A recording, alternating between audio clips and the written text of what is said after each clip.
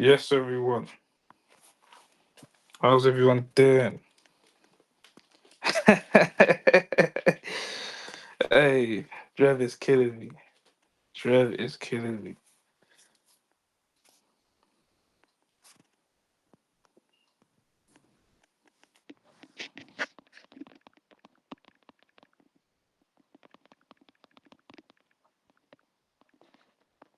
Hold on, guys.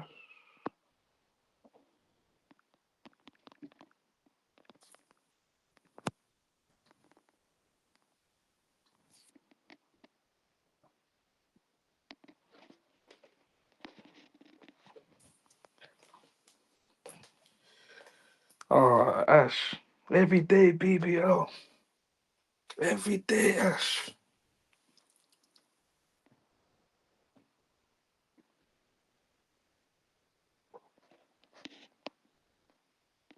But let's get Rob up. Rob will be here in a minute. Oh, he's here.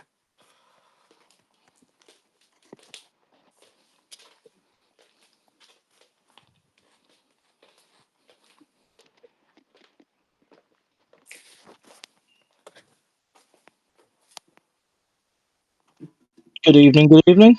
Good evening, Rob. How you doing, bro? Good, thanking yourself. I'm all good, man. Thank you for joining us today. Appreciate it, bro. Yeah, no, pleasure as always. Yeah. Rob, talk to us. What's new? What's going on? A lot. In the last sort of 24, 48 hours, there was always sort of feeling internally in the club they wanted to get the season done, but there's sort of, I suppose, the way the club view it is there's two windows effectively this summer. There is the pre-Club World Cup window and there's the post-Club World Cup Yeah. window. There are certain players they want to get done and want to get sorted before the Club World Cup, and certain things they want to get done before that.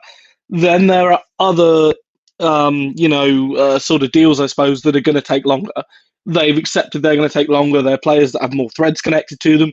They might also themselves be playing at the Club World Cup. And in terms of exits, Chelsea aren't in a position where they need to rush exits through. It's not like last year where they're really pressed for FFP. This year they can afford to be a bit more selective and try and get the best sort of sort of deal for players. Yeah. So I think it's worth sort of saying that I think the club want between 5 and 6. I think major signings this summer. Now I say major signing in the fact they could be someone that comes into the first team and is relevant in the first team. Before people get angry, there will be people that are signed this year that are players that go out on loan. There will be players that are signed with the intention of going to Strasbourg. There will be some players signed with the intention to flip them for profit. Whether people like it or not, this is how the business works nowadays. Yeah. There will also be some names that you start seeing linked with Chelsea, and some names being linked with the club that actually are targets for Strasbourg. And I think you probably should wait and see. Who really gets sort of notified and who sort of really gets mentioned, because for example Ansu Fati was very much considered on the basis that Strasbourg took a look at him Yeah. rather than Chelsea, but quickly it became very, very clear they weren't going to pay what the Barcelona want. Monaco have agreed a loan to buy for the player with quite an extensive sell on. Yeah. So I think it's worth noting, just I'm saying that at the beginning, don't fall for some of the bait names. There will be names that come out in the next few weeks that are complete bait, and just don't fall for them. Now, moving on to where I think the club's intention is and what they want to try and do. So let's start from the goalkeeping position. They really want to review the sort of goalkeeping unit at the club. There is a feeling at this moment, I can say on a fact, Joao Pedro, there is no interest in Joao Pedro at this moment in time. There's very much a feeling internally that Chelsea's name were being linked and certain names were being linked for him to try and drum up interest. His agent has decided he needs to leave Brighton for Yeah. no apparent reason. Um, that was, again, he's had internal discipline issues. There have been concerns about his behaviour behind the scenes. I think if the price drops significantly, it's the sort of player Chelsea would consider maybe taking a gamble on. But at the price that's being quoted for the player, very few clubs see value. And indeed, I think actually he might find his window is quite tight and quite reduced at this moment in time. Maybe the absolute wild cards, if Liverpool don't get some of their options, they'll go back in for him. Certainly, they have liked him in the past and do still hold a level of interest in the player. But certainly, they've got more priorities higher up the list. Yeah. Um, I do think that it's important to sort of note that, going back to the goalkeeping sort of point, George Petrovic, the club are really happy at how he's done on loan, but also at the same time, there is a feeling internally that maybe he doesn't hit all the requirements that are needed, and also there's a concern whether he's the goalkeeper to take us on to the next level. There's also Mike Penders waiting in the background, who they're very, very highly regarded. So starting on Penders, he'll go on loan again for another season. Strasbourg are very keen, but again, Chelsea want to loan him somewhere where he's guaranteed minutes. They see no point in a goalkeeper going on loan and not playing. Um, I think, to be honest, they'd rather take a lesser loan for the player than take a deal that sees him go somewhere and be on the bench. They want somewhere he's going to be assured and going to be assured for minutes, which makes total sense. Um, Going on to George Petrovic, as I've said, Petrovic, if a good offer came in for Petrovic, I think they'd still help Petrovic this summer. Whether that's right or not remains to be seen. I personally don't know. Give me a moment, I'm just going to have a cough. Uh, um, in terms of Robert Sanchez, Yeah. the club aren't wedded to him and would happily move him on, but they need to get money for. They want to get fair value for him. There's a feeling internally that Sanchez could be okay as a backup option. He is homegrown. He is association trained, which does, appeal to some people. However, there is also a feeling that he might not want to be there. And obviously, Ben Roberts has interest from Graham Potter in taking him to West Ham, and it is possible that they will also try and do something with Sanchez. They do need to work on their goalkeeping options for the summer. One major option that I think has probably now been ruled out because they're going for alternative options. Brentford were looking at various goalkeeping opportunities and did consider Petrovic, but I think they're more likely to go for Queen McKelleher and probably going to get that one done because Liverpool want to try and be fair to Queen McKelleher and want to try and reward him with a decent move, considering the fact he's not really complained and he's sort of behaved in the way. I think Brentford will get Queen McKelleher done based on what's being sort of suggested. And then Jurgensen, the club are happy to move Jurgensen on. They see it as being one of those sort of moves that hasn't really necessarily worked out. If they got the right offer for him, I think they'd sell immediately. It was kind of one of those where they were hoping he would come in and maybe kick on a little bit more, and he hasn't really managed to do that. I do think that with Jurgensen, it was probably a case of the, wrong player at the wrong time. I do think there's a decent goalkeeper in there, but I don't think anything's going to happen, immediately. Now, I think in terms of incomings in the goalkeeping position, Juan Garcia is being considered by a lot of clubs, Chelsea amongst them, Aston Villa. There's been Arsenal taking a look at him. Barcelona are very, very keen on the player. There are lots of clubs that do like Juan Garcia. However, Juan Garcia wants assurances on how much game time he's going to have. Now, the thing that does make him very, very appealing is he has a very cheap relegation release clause, and his team are quite keen on him. But at the same time, he has assurances that he wants to play. He doesn't want to come somewhere and be the backup option. Yeah. Marcin Bulker, the club historically have taken a bit of a look in him. Please just get that guy out of the timeline completely. I think I have no respect for the man whatsoever. Going back to my point, Queen McKelleher and as I've said about Queen McKelleher, sorry.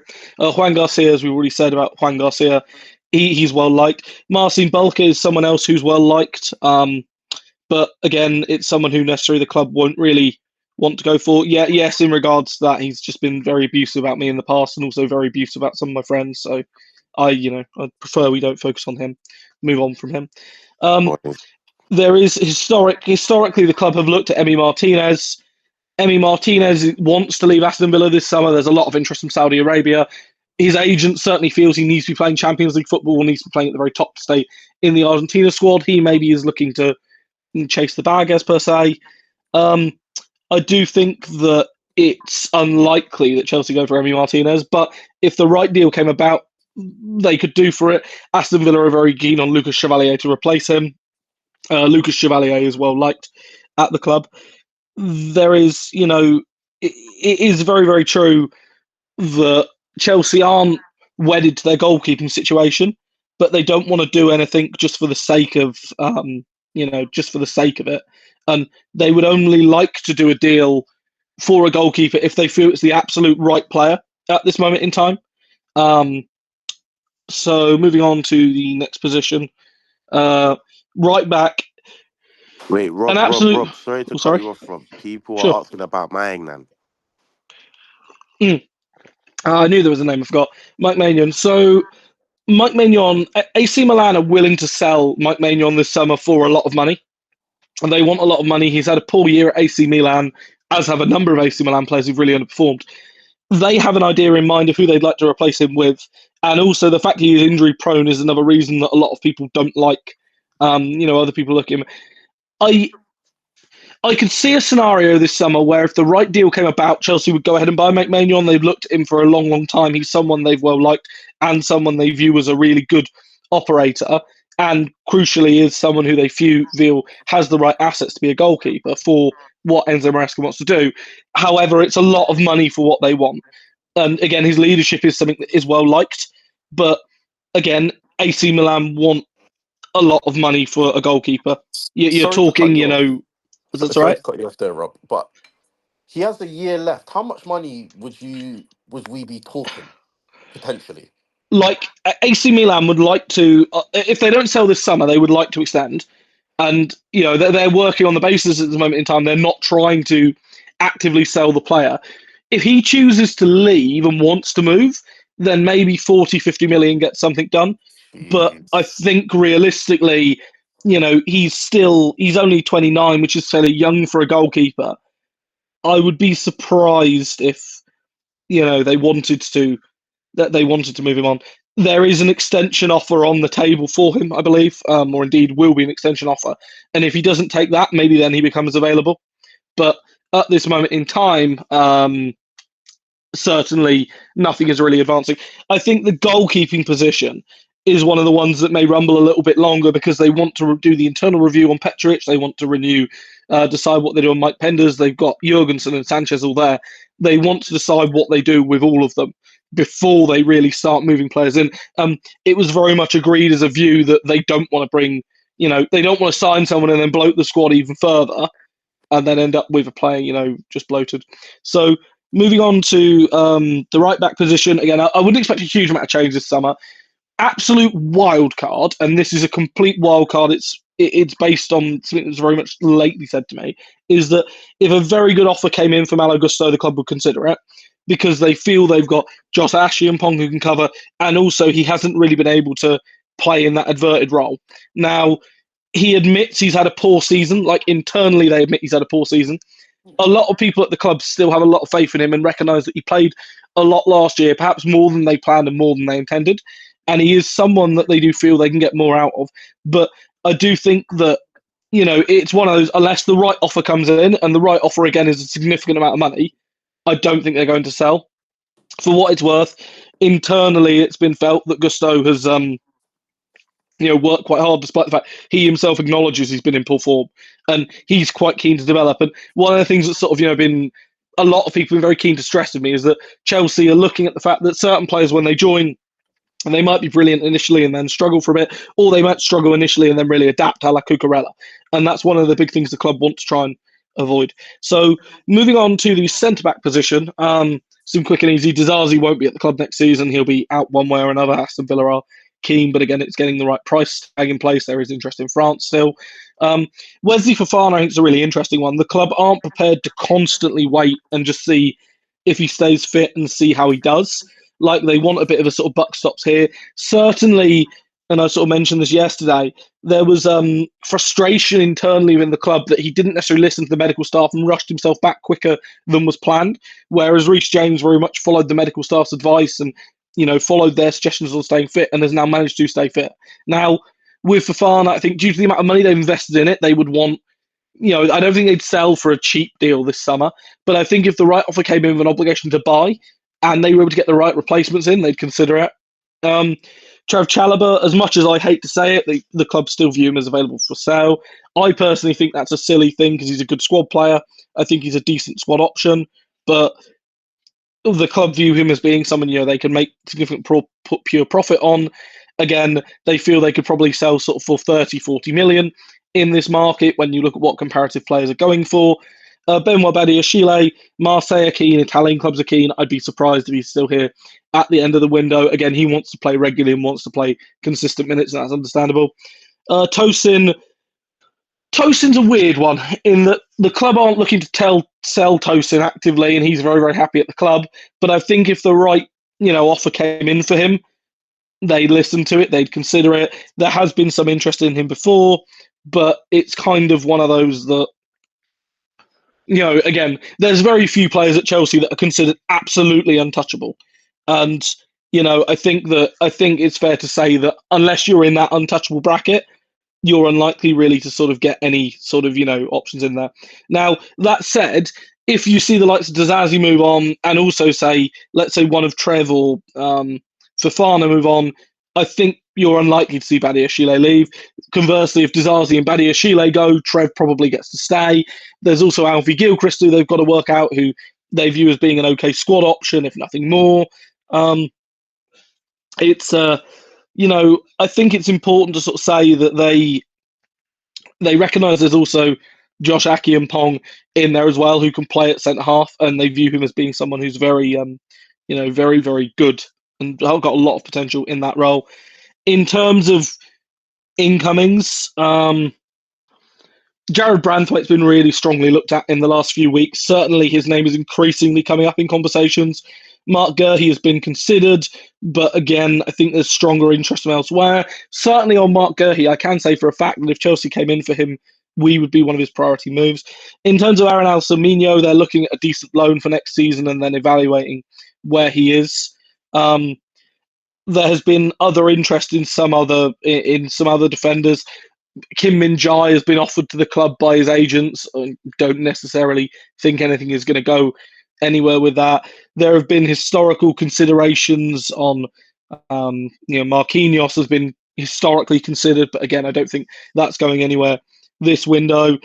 Christian Mosquera at Valencia, there's a lot of clubs looking at him, and he's potentially seen as being a bit of a bargain. He's available for a cheapish fee compared to some other ones. Jan Bisek at Inter Milan is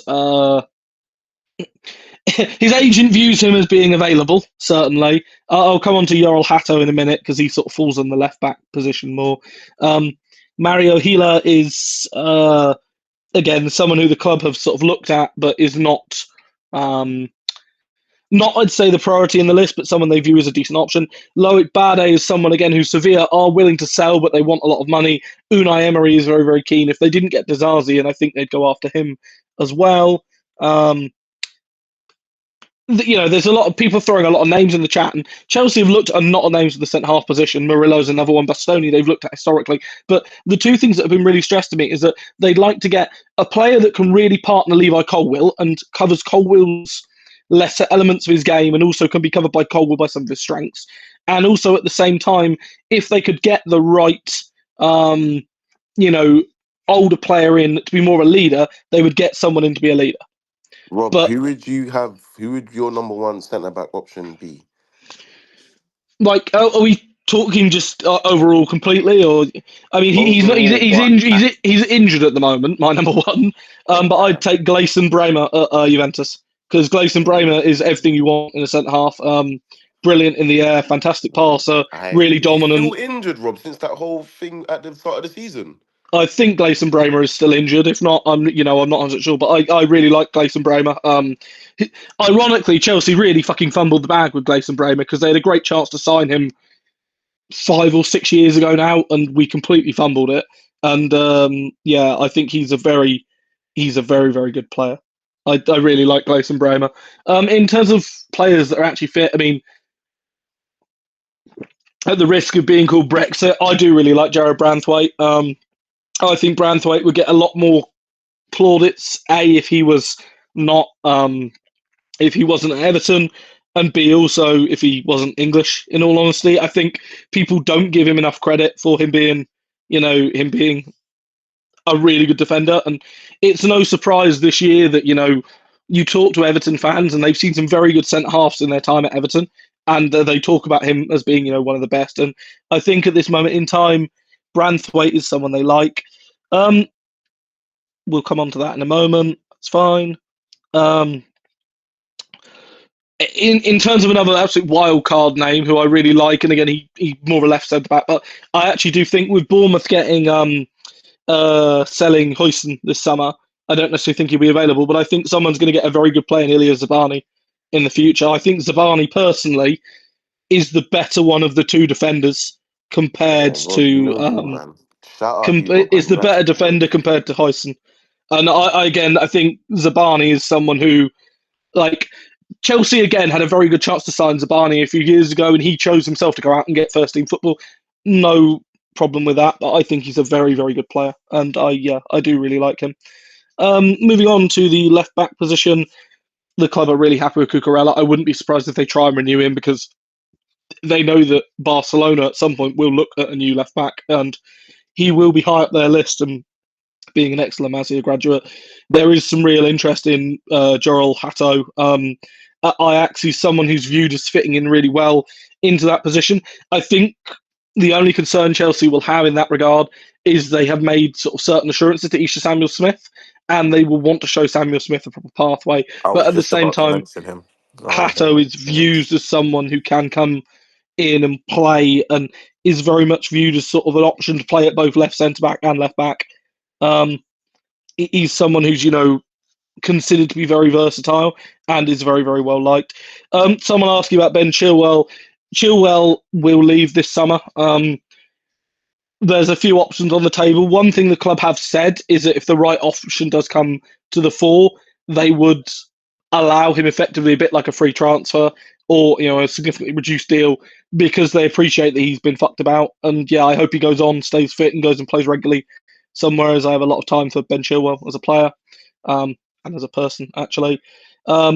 Renato Vega, the club are happy to sell him. He kind of burnt his bridges in January.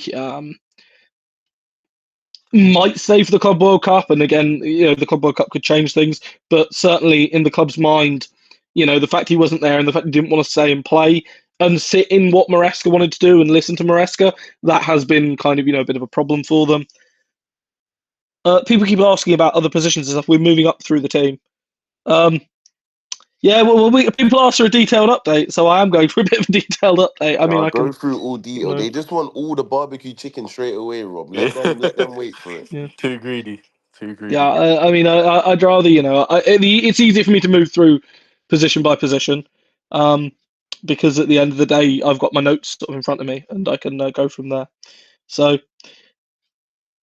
right, next point. So, moving on into the midfield. So, obviously, I think people will not be surprised to hear Moises Caicedo is untouchable. The club are looking to extend his deal and are looking to, actually extend it because they are aware there is interest in him.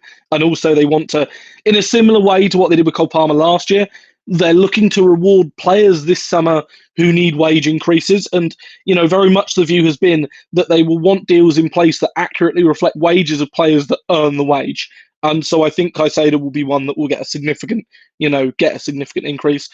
Enzo Fernandez, it wouldn't surprise me if they tried to extend his contract. I don't necessarily know if he will, but they know there's interest from Real Madrid. They know there is interest from other clubs. I don't think that he will go this window, but if a really big offer does come in for him,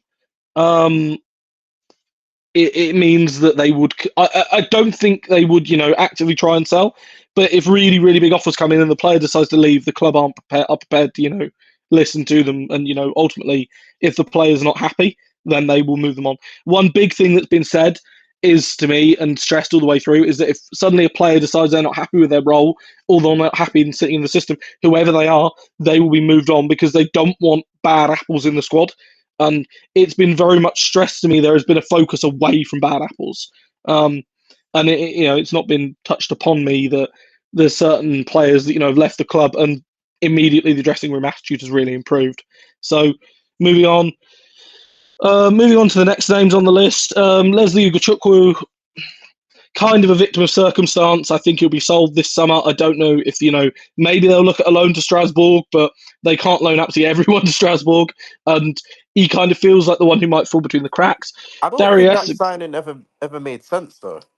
I think they very much did it. Ugachukwu was a bit of a contingency if they couldn't get both Lavia and Caicedo. I think we have to remember he arrived in the same window as both Lavia and Caicedo. I don't think they expected to get all three of them. And I think they maybe didn't expect to get Romeo Lavia. at that moment in time. But everything sort of changed quite Yeah, quickly. fair enough. In terms of a better chance of extending Enzo than selling, I don't necessarily think they'll sell Enzo this window. I think it takes a lot of money to get Enzo leaving this window, but it's not necessarily going to be.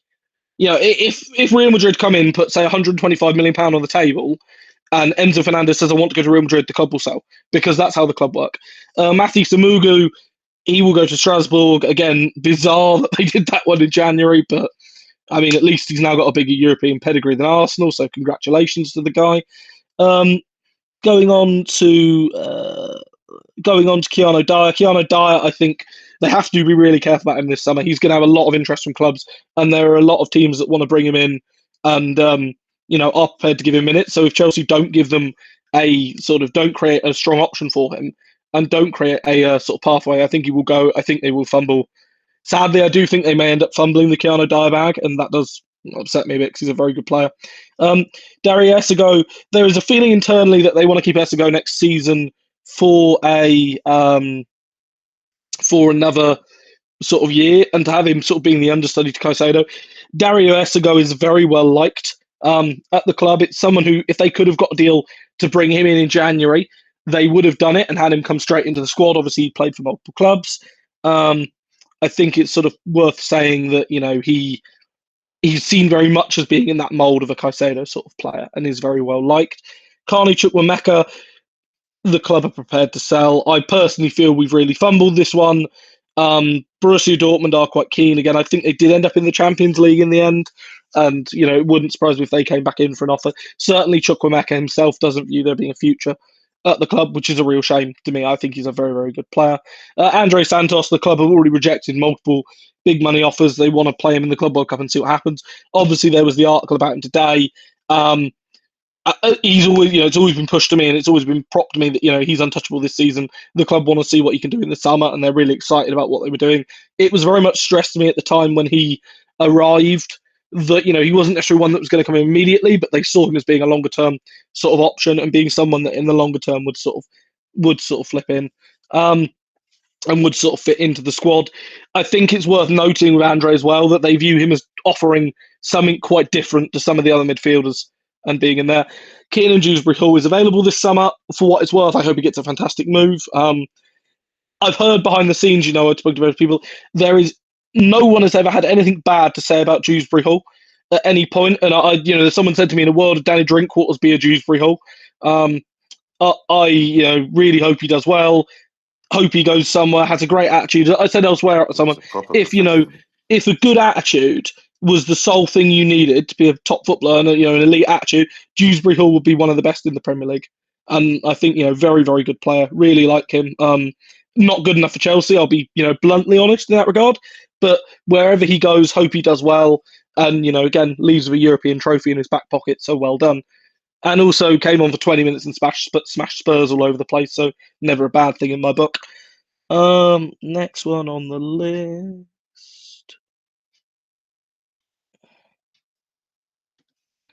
Oh, sorry, I've just got the entire list in front of me, but it's one of those where you look through it and you're like, have I mentioned them? Reggie Walsh, there is a potential that he goes on loan next season, but he's still very, very young. People forget how young Reggie Walsh is, and to be honest, I think he'd be better suited playing in the 21s for another year. Anyone else to mention?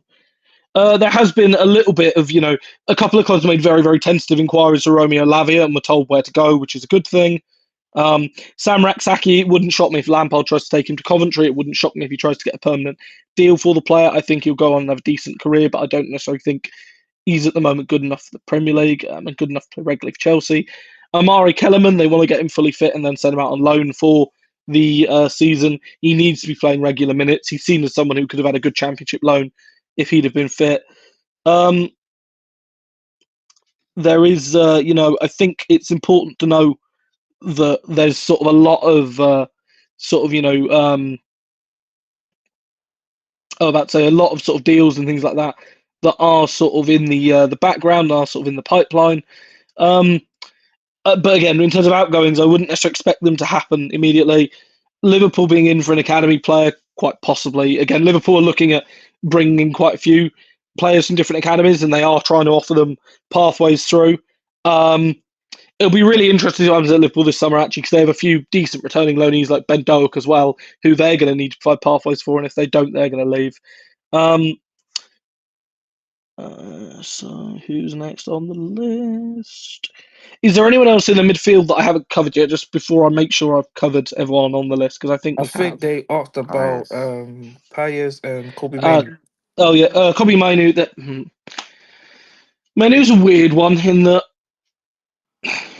how to put it.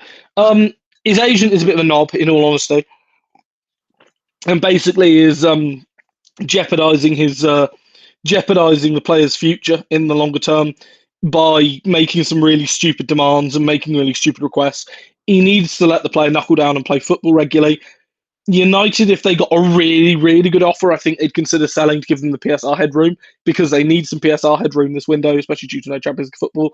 But I think, for what it's worth, I think he stays. He's quite happy at Manchester United, and I don't really see why Chelsea need him at this moment in time. I don't really see what he's coming on to do. True. Um, Wharton. I see not again. I really like Adam Wharton. I really liked him when he was at Blackburn. Again, this is another one of the ones that I've said. At the time at Blackburn, I remember talking to a Blackburn fan and say, "What's the fuss about?" Watched a couple of games and thought, "Yeah, this is the real deal." Needs to stay and play regularly at Palace. He's still so young. Like, people forget how young a lot of these players are. There is little benefit in them coming out. I think with Wharton's case, if he moves anywhere, it'll be to Manchester City, as they've held long-term historic interest in, and I think it's that wouldn't necessarily be the best thing for him. Kendra Paes, the club will evaluate what they think is best for him. He's had a difficult few years, not helped by the fact that he needs to mature seriously off the pitch. I think they would like to send him to Strasbourg and sort of have Liam Rosenior put an arm around him, which is something he's been very, very good at doing with players. Maybe he'll play for Chelsea in the Club World Cup, because there's a lot of natural talent in there. But at the same time, they do feel that, he himself needs to knuckle down. And the big thing is, he's in a really competitive position in the club. He's not just going to get, rocketed into the first team if he keeps pissing about off the pitch.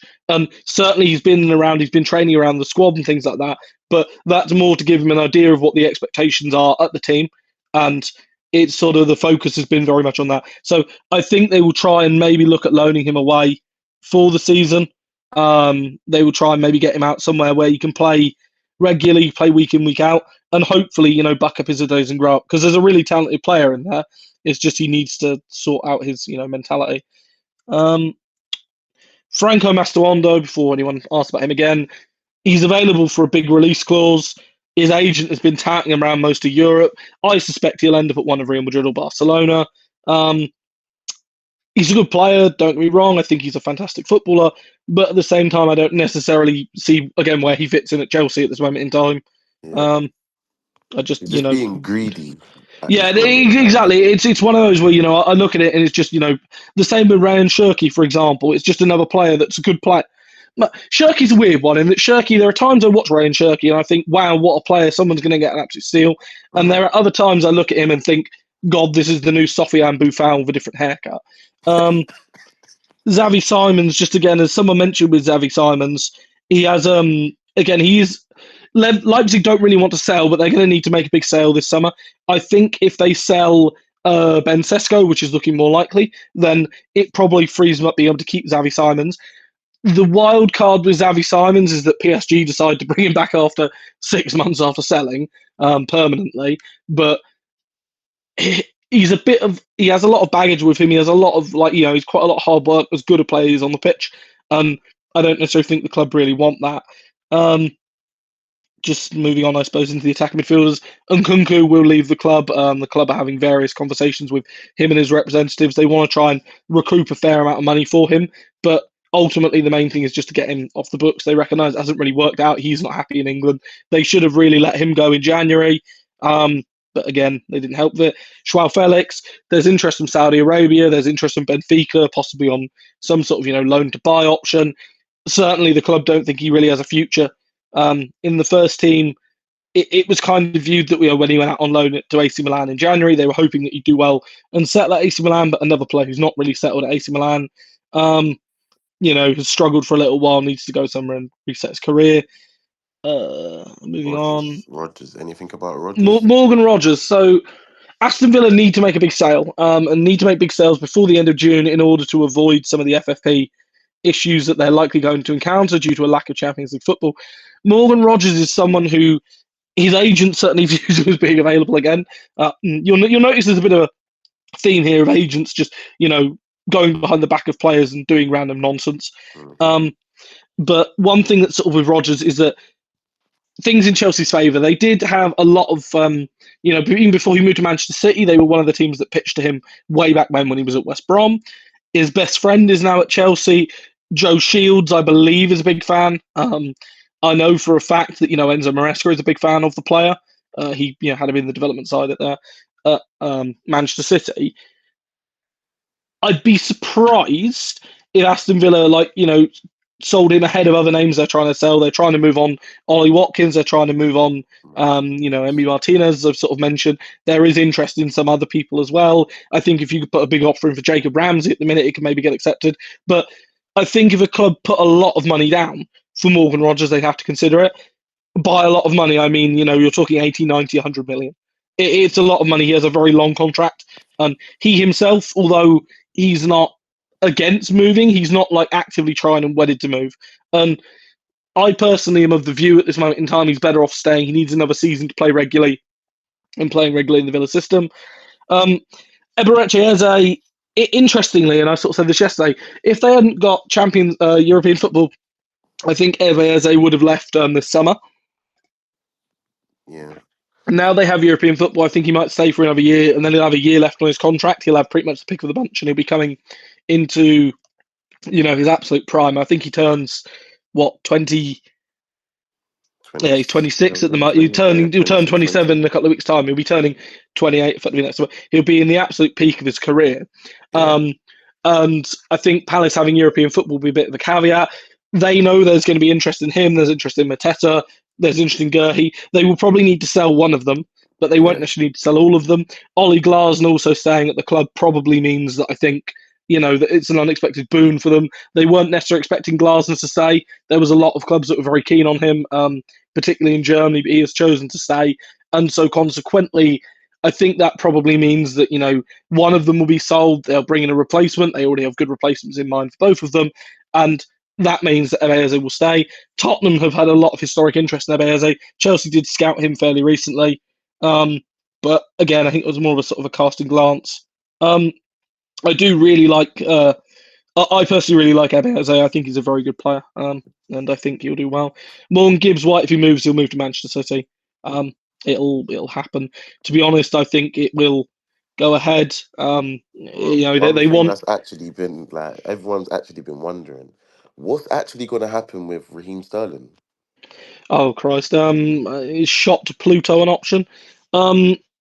Sterling's loan to Arsenal's just been an absolute disaster for all parties involved. Robbie didn't score one goal in the Prem, Rob. Yeah, it's been an absolute disaster for all parties involved. It's quite clear he's not welcome at Chelsea. I suspect they'll look at, trying to tout him around the MLS, Saudi Arabia, etc., on the basis that anything they can do to get his wages off the books is a good thing. People saying that to Italy, I don't see what clubs in Italy would really want to take him. It says a lot that Conte, who's someone who enjoys taking players that, don't necessarily fit in, had no interest in taking Sterling when was approached in January and asked if he wanted to go on loan to Napoli. I see, just terrible.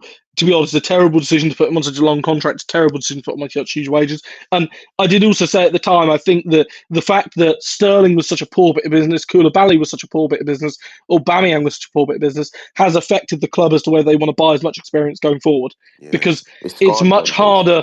It's much harder to move those players on, and they've realised it's a lot harder to move those players on. Moving on to the next position. So. On to left wing. Anything on any of those? No. Jadon Sancho, obviously the stuff has come out tonight on him. Certainly in the last 24 hours, it was kind of hanging in the balance. They were going to send him back, but the goal in the final and the fact he's shown a willingness to negotiate his wages means the club are considering keeping him, because it then does free up an opportunity to have money spent elsewhere. There's also a feeling with Sancho that there's more to come from the player, and also potentially it's the case that he needs to, almost use the year to sort of settle. Now, I personally wouldn't keep him, but I can see why they'd want to, on the basis that even if he comes in and only does okay for a year, you're still going to be able to sell on for a profit next summer. Plus, also, he's still, I think, only 24, 23, He's 24. 20, he's 24. Yeah, you're not talking about a player that's particularly old and stuff. And actually, I mean, when you actually look at the numbers, okay, 3 goals and 4 assists this season isn't brilliant. Let's not be fair, but he does add something. He does do something a little bit different as a winger. Now, I personally Obviously, would rather see the money spent elsewhere, but at the same time, if they want to bring him in as a squad option, especially considering that there's I'd be very, very surprised if Mudryk is playing for the club anytime in the next foreseeable. And that, to be fair, that's what I did have a question on. See, Chelsea are such a. The minute he scored yesterday, I was like, we're gonna keep. I just knew. I said, you don't score in the final, we're sending you back. My thing was, if Chelsea do choose to keep him, do we get another? Do you think that we get another left winger? In your personal opinion? Due to the nature of how other things are happening, yes, I do think we will. I don't necessarily think Sancho is necessarily connected to some of the other left wing targets. I Okay. think it's more of a case that they see him as being an option to, a good rotation option, a good versatile rotation option. I did Yeah. say it elsewhere, and I'll include it as another wild card in here. If a really good offer came in for Pedro Neto, i.e., Please, talking around what please they get him spent the gone. money on, Get if him a gone. really good offer came in for him, I think they'd consider it. On the same time, I think if a really good offer came in for Noni Madueke, they'd consider it yeah. because I don't think either of them are viewed as untouchable. And obviously, there's the the Willian Esteban shaped But right now, Rob, sorry to spectre. cut you off. It's just basically Palmer and Caicedo that's untouchable in the team. Like Palmer, Caicedo, Reece That's now James, and Levi James. Colwill are the 4 names that I've been given at this moment in time. Levi, my boy. And I think with Levi Colwill, it's probably more of a case that they recognise he's in such a unique position and offers such a unique skill set. That's probably more what makes him untouchable at this moment in time. Yeah. Again, Cucurella, I think is one of those they wouldn't want to sell, but if a If club the came in right and bid money comes 100, in for a good couple of players, if a please. club came in and bid 100 million for Cucurella, Yeah. they would take it. Yeah. Let's be honest. Whereas in regards to the same events of events, if a club came in and put 125, 130 million on the table for him, they would listen to it. It's not really the same with a Caicedo, a Palmer, a James, for example. Yeah. And I think it's important to note, and Maresca said it himself yesterday. The club view Reece James as still being the best right back in the world when he's fully fit, and the aim now is to get him fully fit and find a way they can manage him and keep him fully fit. And I think it's important to note that at no real point was he sort of seen as being as sort of being available this summer. I know there's an awful lot of nonsense about it, but it became abundantly clear that there was an awful lot of nonsense going on. Right, so yeah, we mentioned him, we mentioned Parvey, untouchable. Tyreek George, I think next year if a good loan offer comes in, they will let him go out on loan for a year. They feel he's done really well coming in and fitted in really well, but he needs to play week in, week out. Rob, There's a championship couple. or Prem loan, in your opinion? I mean, I personally, and this may surprise people, I personally, because of how young he is and the fact he does need to bulk up, I personally have him going out to the championship week in, week Same. out. 100%. But I personally would rather see him loan somewhere in Europe. I think he'll do really, really Yeah, well with a decent European loan. I'm thinking France. I think France would be good for him personally. Yeah, I think Strasbourg. So I think Strasbourg could be a good option, to be honest. I don't want to just send players to Strasbourg for the sake of sending players to Strasbourg. I think it's important to note that as well. One area I would consider, and it's a bit of an odd wild card one, but and partly due to the fact I really like the club as well. Random reason why, I would quite like to see him go to Freiburg because Freiburg are losing several of their wingers, and he would go in, play really well, and would get a lot of games in France. Interestingly, someone mentions Como. One player I just randomly will throw out is Chelsea did scout Nico Paz at Como a few weeks ago, but again, I think Real Madrid have an option to buy him back, and it's difficult with him because Real Madrid could just buy him back. Going on to the next position. So where are we now? The left wing. Anyone else on here? Nico Williams. So Nico Williams, oh Christ! I mean, over the last year, the amount of times I've been asked about him for various clubs. So Nico Williams, look, every club knows what they need to do to sign Nico Williams. Yeah, The problem with Nico Williams, it's a lot of money up front, yeah, and also at the same time, it's a lot of wages. He has a very high wage due to the fact he is the star player for a club in the Basque region that can't really make transfers and can't really do stuff. Now, if a club went in and put the money on the table, it's a relatively simple deal to do. But yeah. you've got to put the money on the table and put the deal on the Up table. front. Um, yeah, I mean, realistically, I think Athletic Club would consider an offer over the clause if you put really good payment terms in. Mm, But the main thing is they will then need to replace him. And it's very, very hard to replace a club when you have such a strict signing policy yeah, yeah, of Basque only. Bradley Barcola, I think the ship has sailed on that one. His agent viewed himself as somewhat available this year, but it was more kicking, toys out the pram. And PSG are looking to retain their players. It's very, very hard to sign young French players that end up at Paris Saint-Germain. If his agent decides, really kicks a fuss this summer, PSG are happy to let him go. But I don't think it'll happen this window.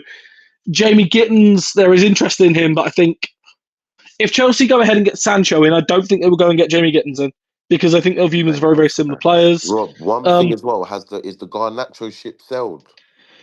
so on Alejandro Garnacho, I'd be very, very, very surprised if the club go after Garnacho, considering the fact that they've looked at his profile, they've looked at the way he's caused problems behind the scenes, they've noticed that there have been issues there, and the money that Manchester United want for the player is a lot of money. Yeah, If the money did drop, then potentially he's going to have more suitors potentially interested in him. But at the same time, I sort of said it a few weeks ago, and I said it at the time, with Ten Hag going to Bayer Leverkusen and the fact they're going to sell Florian Wirtz to Liverpool most likely, although there are other clubs that are interested, I think that he will probably ask for Garnacho to go back that way. The other person who also really wants Garnacho is Conte at Napoli, and to be honest, knowing Conte, he'll turn him into the next Kvaratskhelia.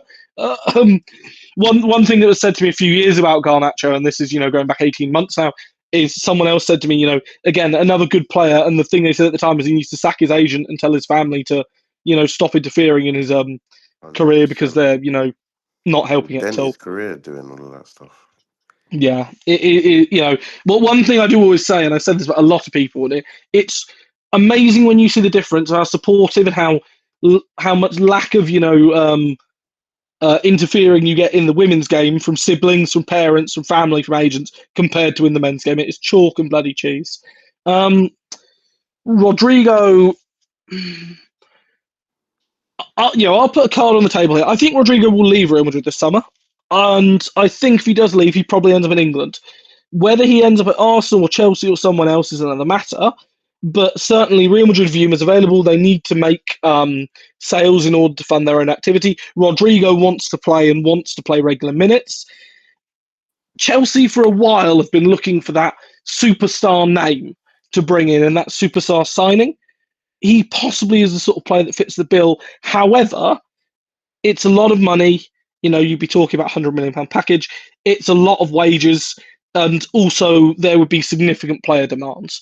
And I think if he came in, it would probably mean they'd sacrifice opportunities in other positions. To be honest, someone mentions their City. I wouldn't be shocked if Rodrigo ended up at City. It feels like the sort of business that they like to do, especially seeing as the fact they've got Doku and Marmoush out there who wants to play on the left. It feels like the sort of unnecessary bloated business that they like to do.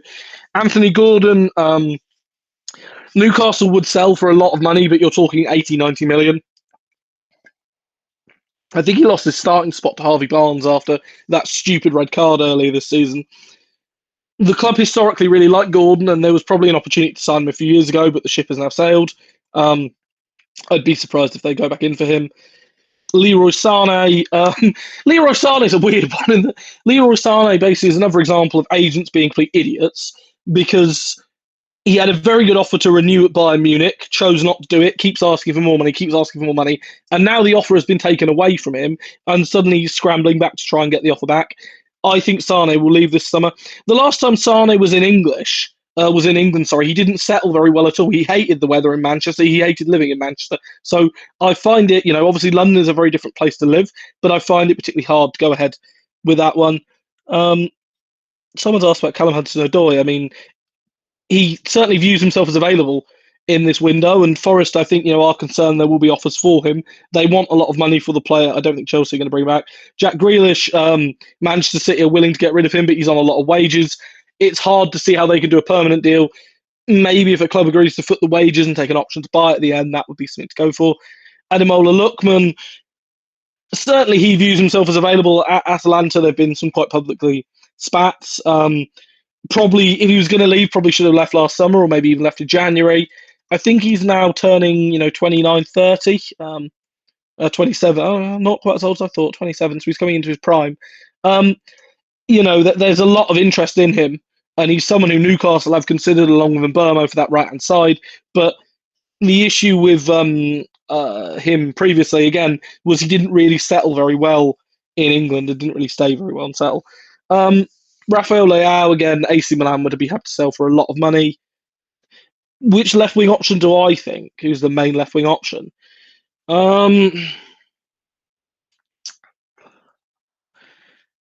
It depends, because it depends what they choose to do with Jadon Sancho.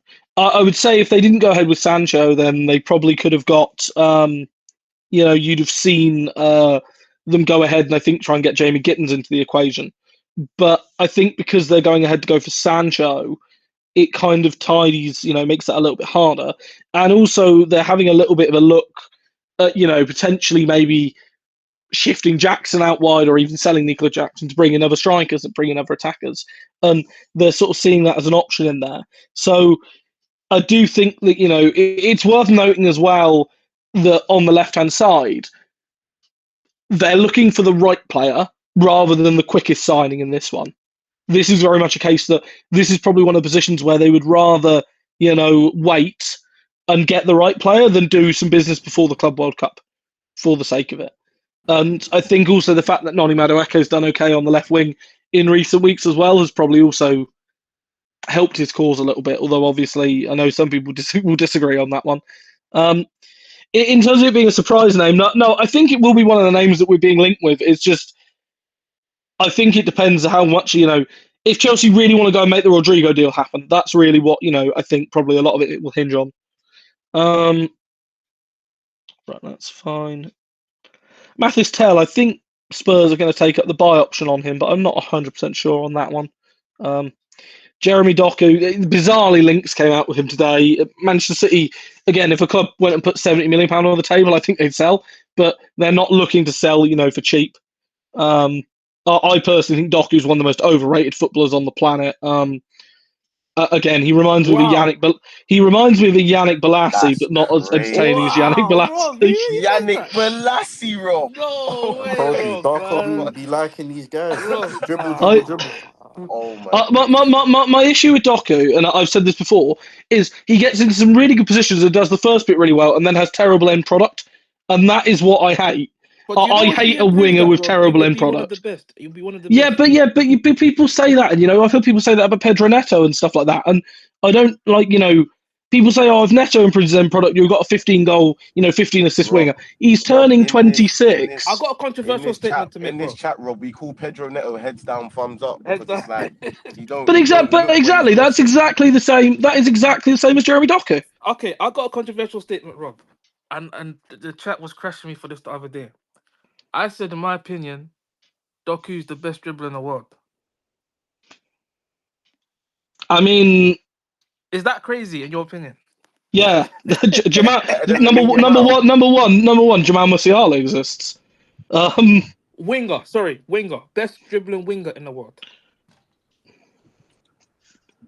you think he's better than Yamal? Do you think he's I more mean, clear? but Lamine Yamal and Kavicha Kvaratskhelia exist. They're up there. They're up there. All right, okay. I'm moving on from. I've spoken far too much about Jeremy Doku for my liking here. Like I said to people, like with Doku, with the stats and stuff like that. The one time this season I've seen Doku put inconsistent end product was the game against Villa when he was convincingly up against Disasi at right back. Now, if the one fullback that you're able to burn consistently is Axel Disasi, there is a problem.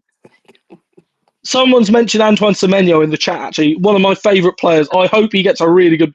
to be honest, if he doesn't say Bournemouth, I hope he gets a really good move this summer. Again, a long time ago, and we're going back to when he was in Bristol City's youth team, Chelsea had a chance to sign him and fumbled the bag on him.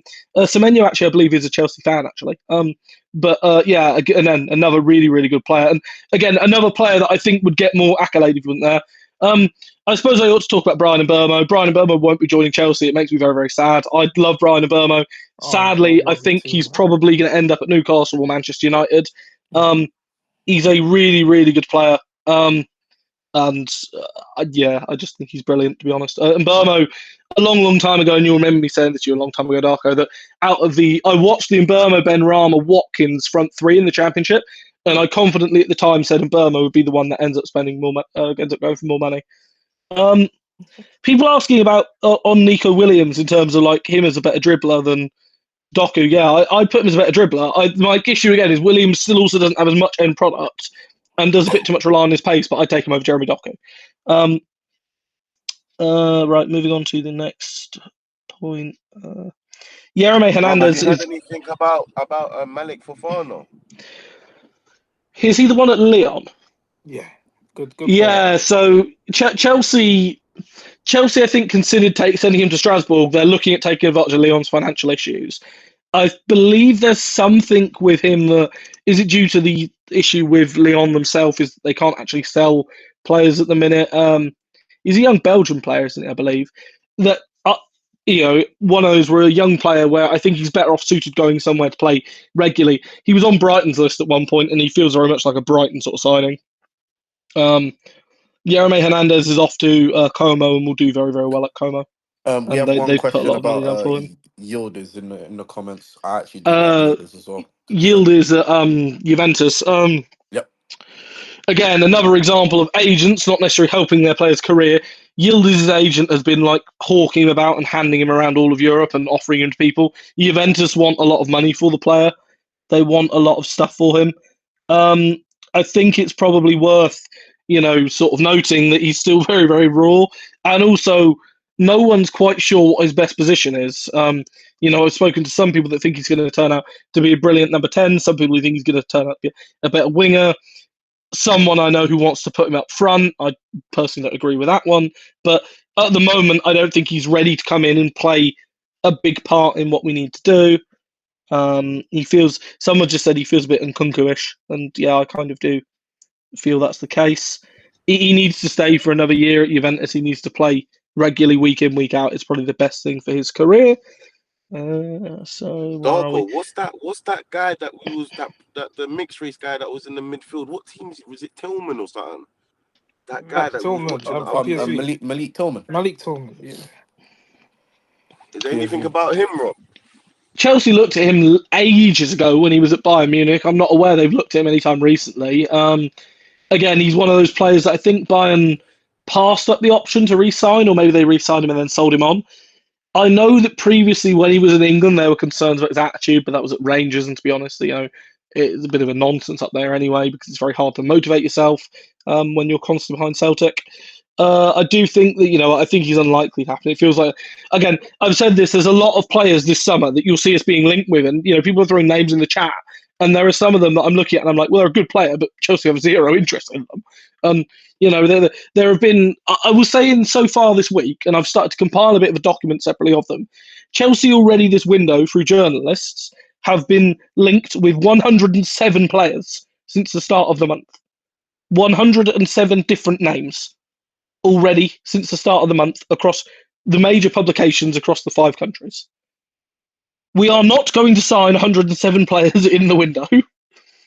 At the moment, just take a calm, deep breath. When you see the names that start to regularly reappear, sometimes some of them will have nothing to do with them, and will just be a case of people making 2 + 2 equals 4 equals 10. Like Rafael Leao, I don't think will happen this window again, but there will be a few of them that start to regularly appear and do start to regularly, pop up, and they will be the ones that Chelsea hold interest in. Right, moving on to the next option. Get rid of that. Get rid of that. So we're on to left wing. We've moved past that. Giovanni Quender's going to stay on loan for a season at Sporting Club. Makes total sense. He's going to play regularly. We've already Rob, is covered. he actually not? I'll talk about when it gets to strikers actually. Yeah, sure. Oh, well, I mean, do you want to have a moment for a second to talk while I just take a breath and take some water? Yeah. Talk. I'm just thinking. Omega deal hasn't. Is the Omega deal actually done yet? I Or watched to be fair on that one, Jerm. I watched a video of sorry to just in case you're gonna say anything, Rob. I watched a video on Romano and he basically said that's happening. But he said that's gonna be done for next. They're doing it this summer for next summer. I think that's what he said. But he said it's happening. I was like, it's pointless. But and what? João Pedro is 100% off the list now. He's been crossed off the list now. To my understanding, there is no interest in Joao Pedro. Yeah, So on Emmanuel Omega, like Chelsea need to be really careful here with what they do with Strasbourg because the two of them need to operate as separate entities. There is a feeling internally that the club could do something for Emmanuel Omega to effectively sign him for next year in order to have his value protected. And if he, really explodes next season, then they've got an oven-ready striker to come in or someone to sell on.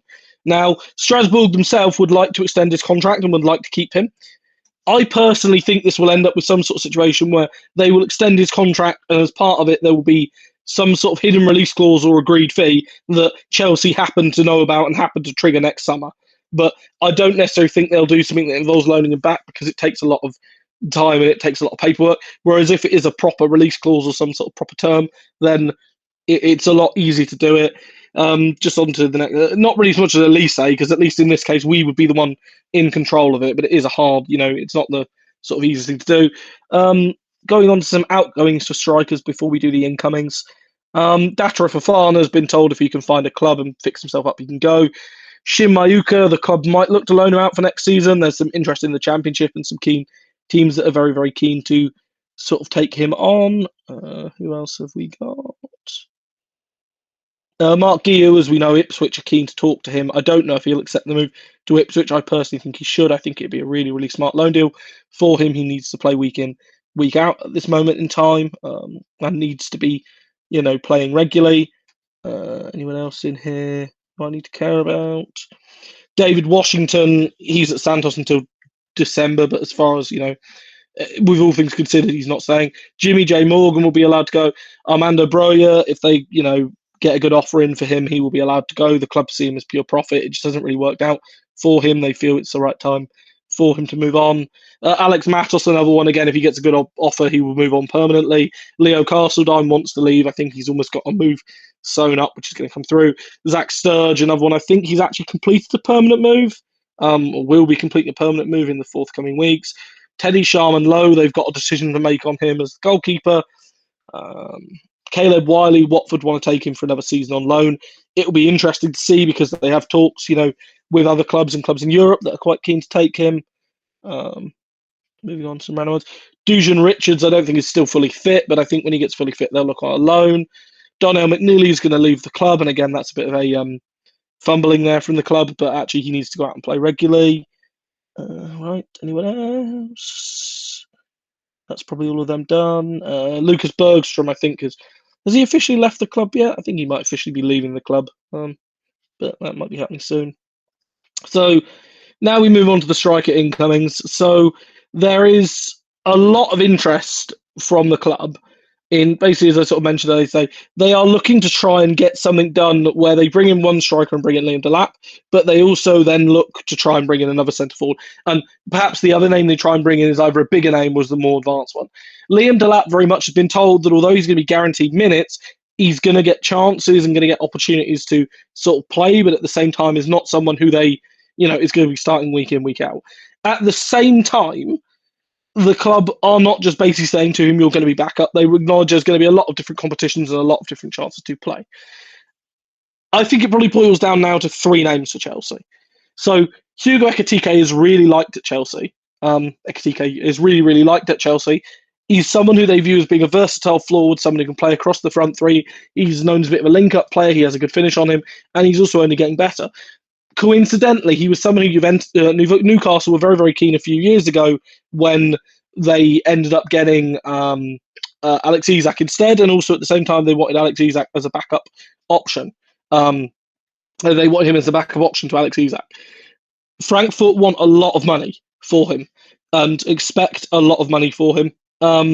He is someone that Frankfurt, I think, are willing to sell, but they want to sell him on their terms. The fact that Liverpool also hold interest in him and the fact that there is interest in other European clubs is only going to embolden Frankfurt to want to keep their stance in there.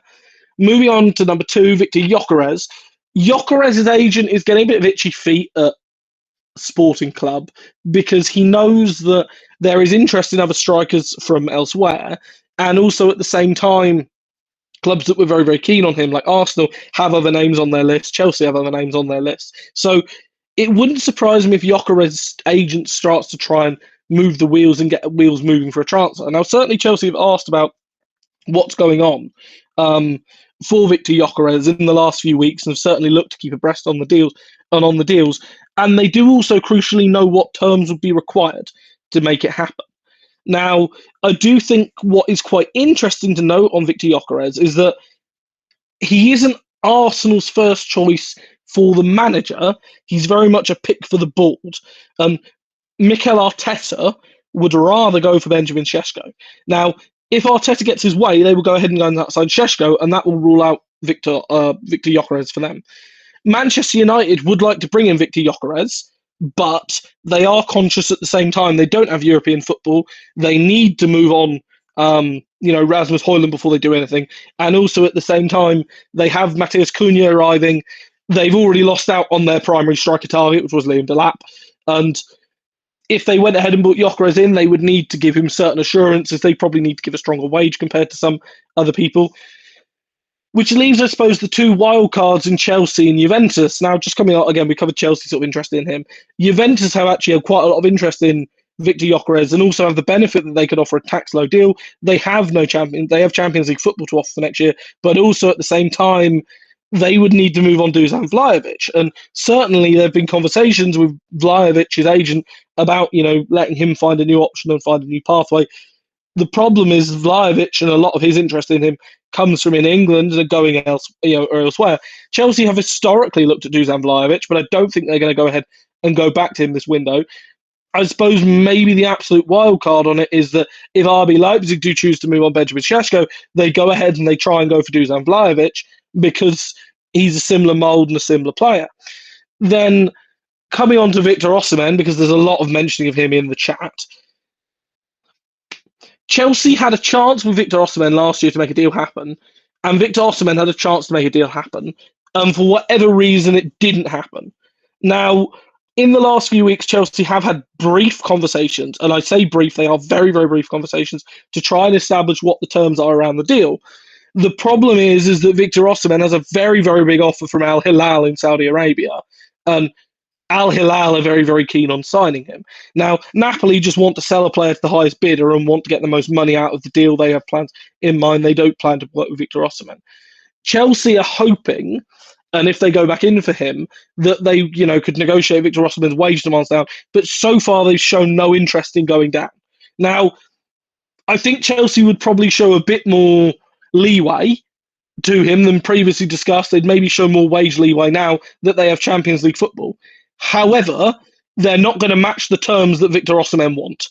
I would say for a fact, pre-tax, you're looking at over £300,000. Post-tax, it's around, 250, 260 mark. The issue with Osimhen is there's a lot of, shall we say, player-side add-ons to the deal, a lot of bonuses, and including one rather ridiculous bonus that did scupper the deal last year, which was effectively he wanted a player appearance bonus, and effectively one for turning up when fit, even if he didn't play, which the club very much refuse to agree to those sort of things. That's crazy. Now, I do think that there's an awful lot of stuff with Osimhen. Like, the ship really sailed last summer. He's gone and had a good year in Turkey, albeit, in Turkey. I would be very surprised if he doesn't end up in Saudi Arabia. Now, if his demands do drop, I think Chelsea would go back in for the deal because there are a lot of people at the club that do still like him. But the fact of the matter is there's been a long time for his demands to drop. And, conversations between Chelsea, Osimhen and his representation have only got more and more frosty. Yeah, there was a chance to do a deal, I think, last year and it sailed.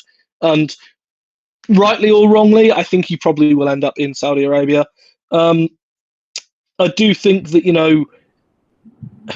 again, with this stuff with John Mikel, obviously, I'm not pretending he isn't closer to the player than I am. At the end of the day, Mikel has been trying to really push Osimhen to Chelsea. I think a lot of the stuff Mikel has been doing has been more on what he personally would like to see rather than on, what's What the necessarily been actual close to reality happening. is. Yeah. Yeah, exactly. And someone asked about Sterling and Chilwell's wages make a difference to Osimhen.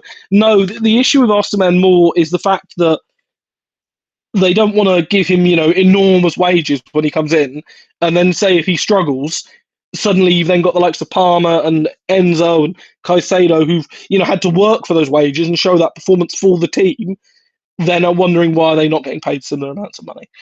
Now, the real wild card, and I'll throw a couple of names out here for the wild cards in here, and people won't like one of them in advance. So I'll go ahead and say you will not like one of the names in advance, but be prepared that you're not going to like one of the names in Wait, can advance. we guess? Can we guess?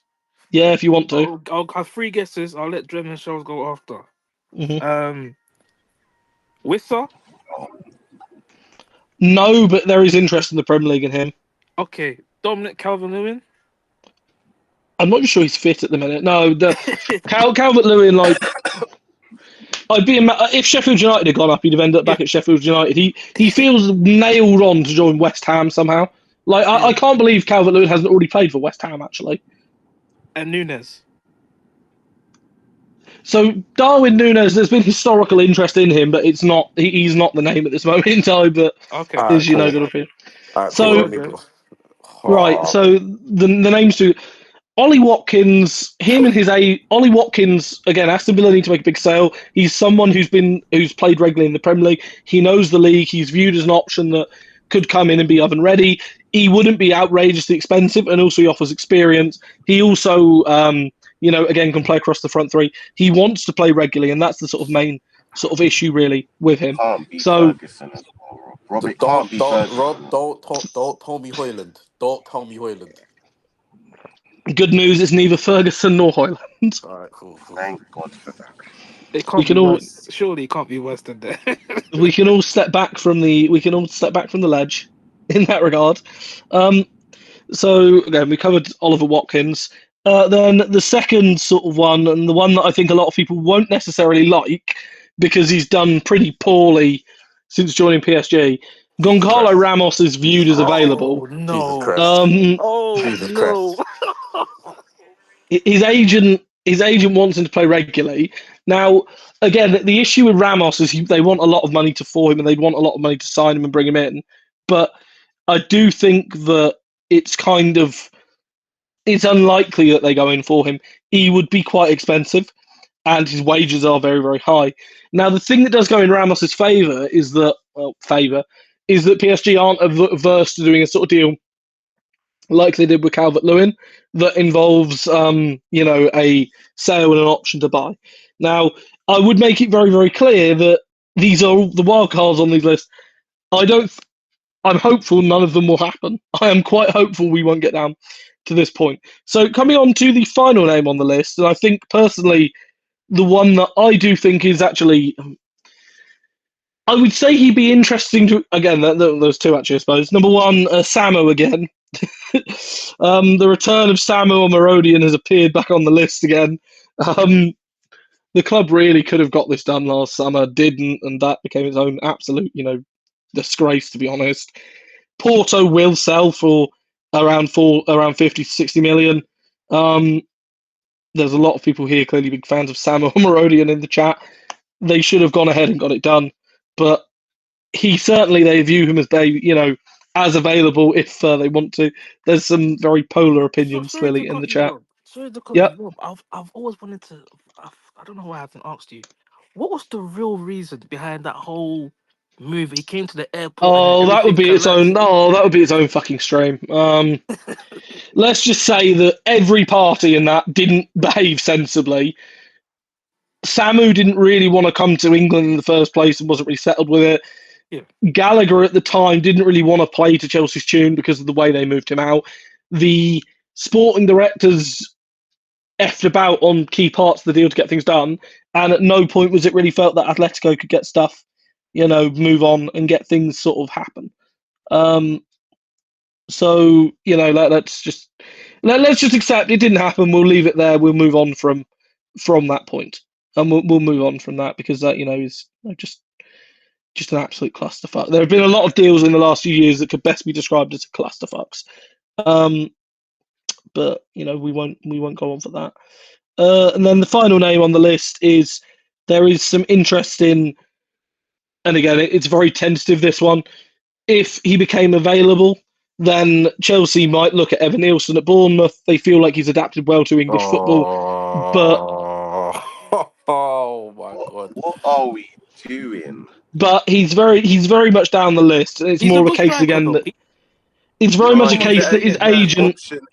option L or something like that. Yeah, we're talking, like way down the list of wild cards here. Yeah. If He's very worst much comes to seen as worst, someone, worst comes to worst. Yeah, he's 100%. very much seen as a player that could fill into that role. He's seen as being he's adapted well to the physicality in the Premier League and is viewed as someone who is actually quite a decent sort of centre forward. For what it's worth, I think Evan Nielsen, I think it's really unlikely it gets down to that. But he is also someone that has been, said to me, and people have said this, is that they do feel that another good year of Evan Nielsen, and someone makes it a very good point. Another good year of him when he turned 26, if he'd got more 10 goals in a debut Premier League season, having not played every game and having been used off the bench a fair bit at the start of the season, especially for Bournemouth, aren't bad numbers. Obviously, I don't necessarily think he's everyone's cup of tea and he's who you want, but at the I same like him. time, I'll be honest I with you, bro. think. I like him. And then a couple of absolute wild cards. Giving Mabama to Ipswich, that would be an interesting move. I don't think he wants to leave Saudi Arabia yet, but Ivan Toney, if a club from England made a good offer back to him, he has been told, that he'd consider moving back to England. I don't think it's going to happen this window. Yonderan, since going to Saudi Arabia, has caused trouble in Saudi Arabia to the point that they'd happily already move him on. But again, very expensive. Nothing going to happen this window. I think the ship has probably sailed. If Borussia Dortmund hadn't got Champions League football, I think Serhou Guirassy would have been available, but there would have been other names ahead in the queue. He wanted to stay in Germany. He wanted to stay in Germany I last summer, love and that that's guy, why I love other him. people didn't look at him. Top player. So let's moving Rob, swiftly on from who that. would you want in the striker option? In terms of wild card and main option. Wild In card terms and of main option. wild card, I mean, like I'll be biased on the wild. I really like Ollie Watkins. I've really liked Ollie Watkins for some time. I'd quite happily rebuild that Brentford 2019 front line. In terms of the wild card options, I do really quite like Ollie Watkins. But in terms of the main strikers, it's difficult, isn't it? Because on one hand, there's the fact there's Osimhen, and it just feels at some point, Victor Osimhen feels like this generation's Hulk. And for those of you that weren't old enough to remember it, every single bloody window for about a decade, we were linked to Hulk. Nowadays, it gets to the beginning of the window, and I kind of feel a bit disappointed we don't get linked to Hulk again. It's like the old Wesley Wow, Sneijder to United rumours that again. is Yeah. vintage. That's a vintage. That is vintage. I'm sure people remember the old Wesley Sneijder to United, or alternatively, Marvin Martin to Arsenal for some of the really, really old ones that remember it back in the early 2010s in the chat. Milinkovic Savic to Manchester United, Benzema to I mean, I could go on and on about all the awful, ridiculous old route. Higuain, I'm sure at some point Gonzalo Higuain played for Arsenal just by the amount he got linked to them. Robinho to Chelsea, yeah. Modric and Pirlo to Chelsea, yeah. Aguero, yes. Draxler to Arsenal. Anyway, going back to the point, you know, uh, there's something about it that makes me want Victor Osimhen, but at the same time, I don't think it was ever really likely this window. But there is still something that drags me back to wanting Victor Osimhen, and I don't really know why, but something about me just drags me back to Victor Osimhen. I'd be quite happy with Victor Gyökeres as well. I do think that I just think we kind of need an elite forward alongside alongside Delap. I really like Liam Delap. I've made it very clear this year that I do like Delap as a player, but I just feel getting an elite forward is required. Someone just found a tweet from Hulk from 2016. I mean, yeah, that feels like how long it is. But I mean, yeah, there's some names of that. That's Gyökeres and Winstanley problem. I mean, the thing That's is, in and the past, though. That's in the I'm going to go past. ahead and say this on the sporting directors. Like, one thing I do think we all need to move away from, and I've been as bad as this or anyone, so I'll hold my hands up on it. When a deal goes well, it can't all be Joe Shields or whoever or whatever. And when a deal doesn't go well, it can't always just be the sporting director's fault. And I'm conversely, if a glad you player said does that. well, I'm glad you said it that. can't just be the sport. You can't just say the sporting directors get zero credit in there. At the end of the day, I'm not a huge fan of the sporting directors. I do think that they, they could do more and could have done better. However, at the same time, I think we've kind of all got to get to a point now where they're here. We have to accept they're here for another window. Judge them at the very end of the window, and then after that window is done, then we can judge them and decide if it's been a good window or not.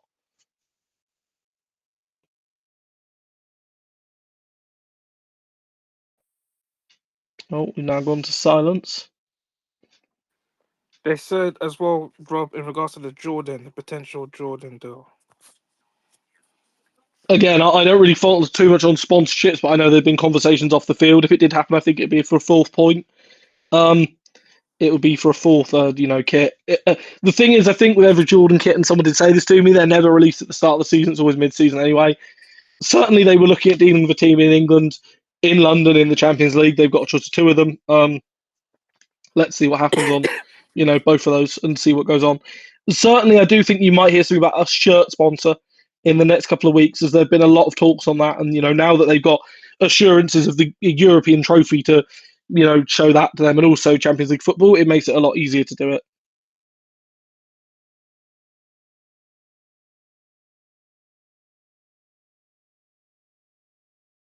Just on the point of Damac, I should also say that Damac become Chelsea's most successful shirt sponsor of all time, in terms of that they've won the highest percentage of games. They won 87.5 games that they've been sponsored for. They actually collected a trophy between Chelsea men and women on average every 2.79 games. So big up Damac. That sponsorship was only till the end of the season, wasn't it? Or are they planning to make that front of shirt for full time? I mean, certainly there's been conversation about having something from Damac full time. I don't think it's going to be a front of shirt sponsorship, but there have been conversations about having something from Damac full time. Interesting. Fingers crossed we can get the Jordan one. I saw someone ask about the lap and the Club World Cup and the Euros, but I feel like that was answered on the timeline. But maybe Rob, you might have an answer on that. Yeah, I think he's duty bound to go to the under 21s anyway. Is duty bound to go to the under 21s, and I think after that we wait and see. How he does. I think the club could technically veto it, but I don't think they'll want to. He's a key player for the England under 21s, and this is his last chance to play at that tournament. The Club World Cup, I think, technically goes on even later, so he could just come back afterwards as well. You know what I was going to ask as well, Rob? In regards to a potential situation, we get the Lap and Hugo. Do you think it would work? Because it's very rare you get to develop two young strikers who both are looking to go to the World Cup next summer, and who both, of course, want to be starters, and we don't use two up front.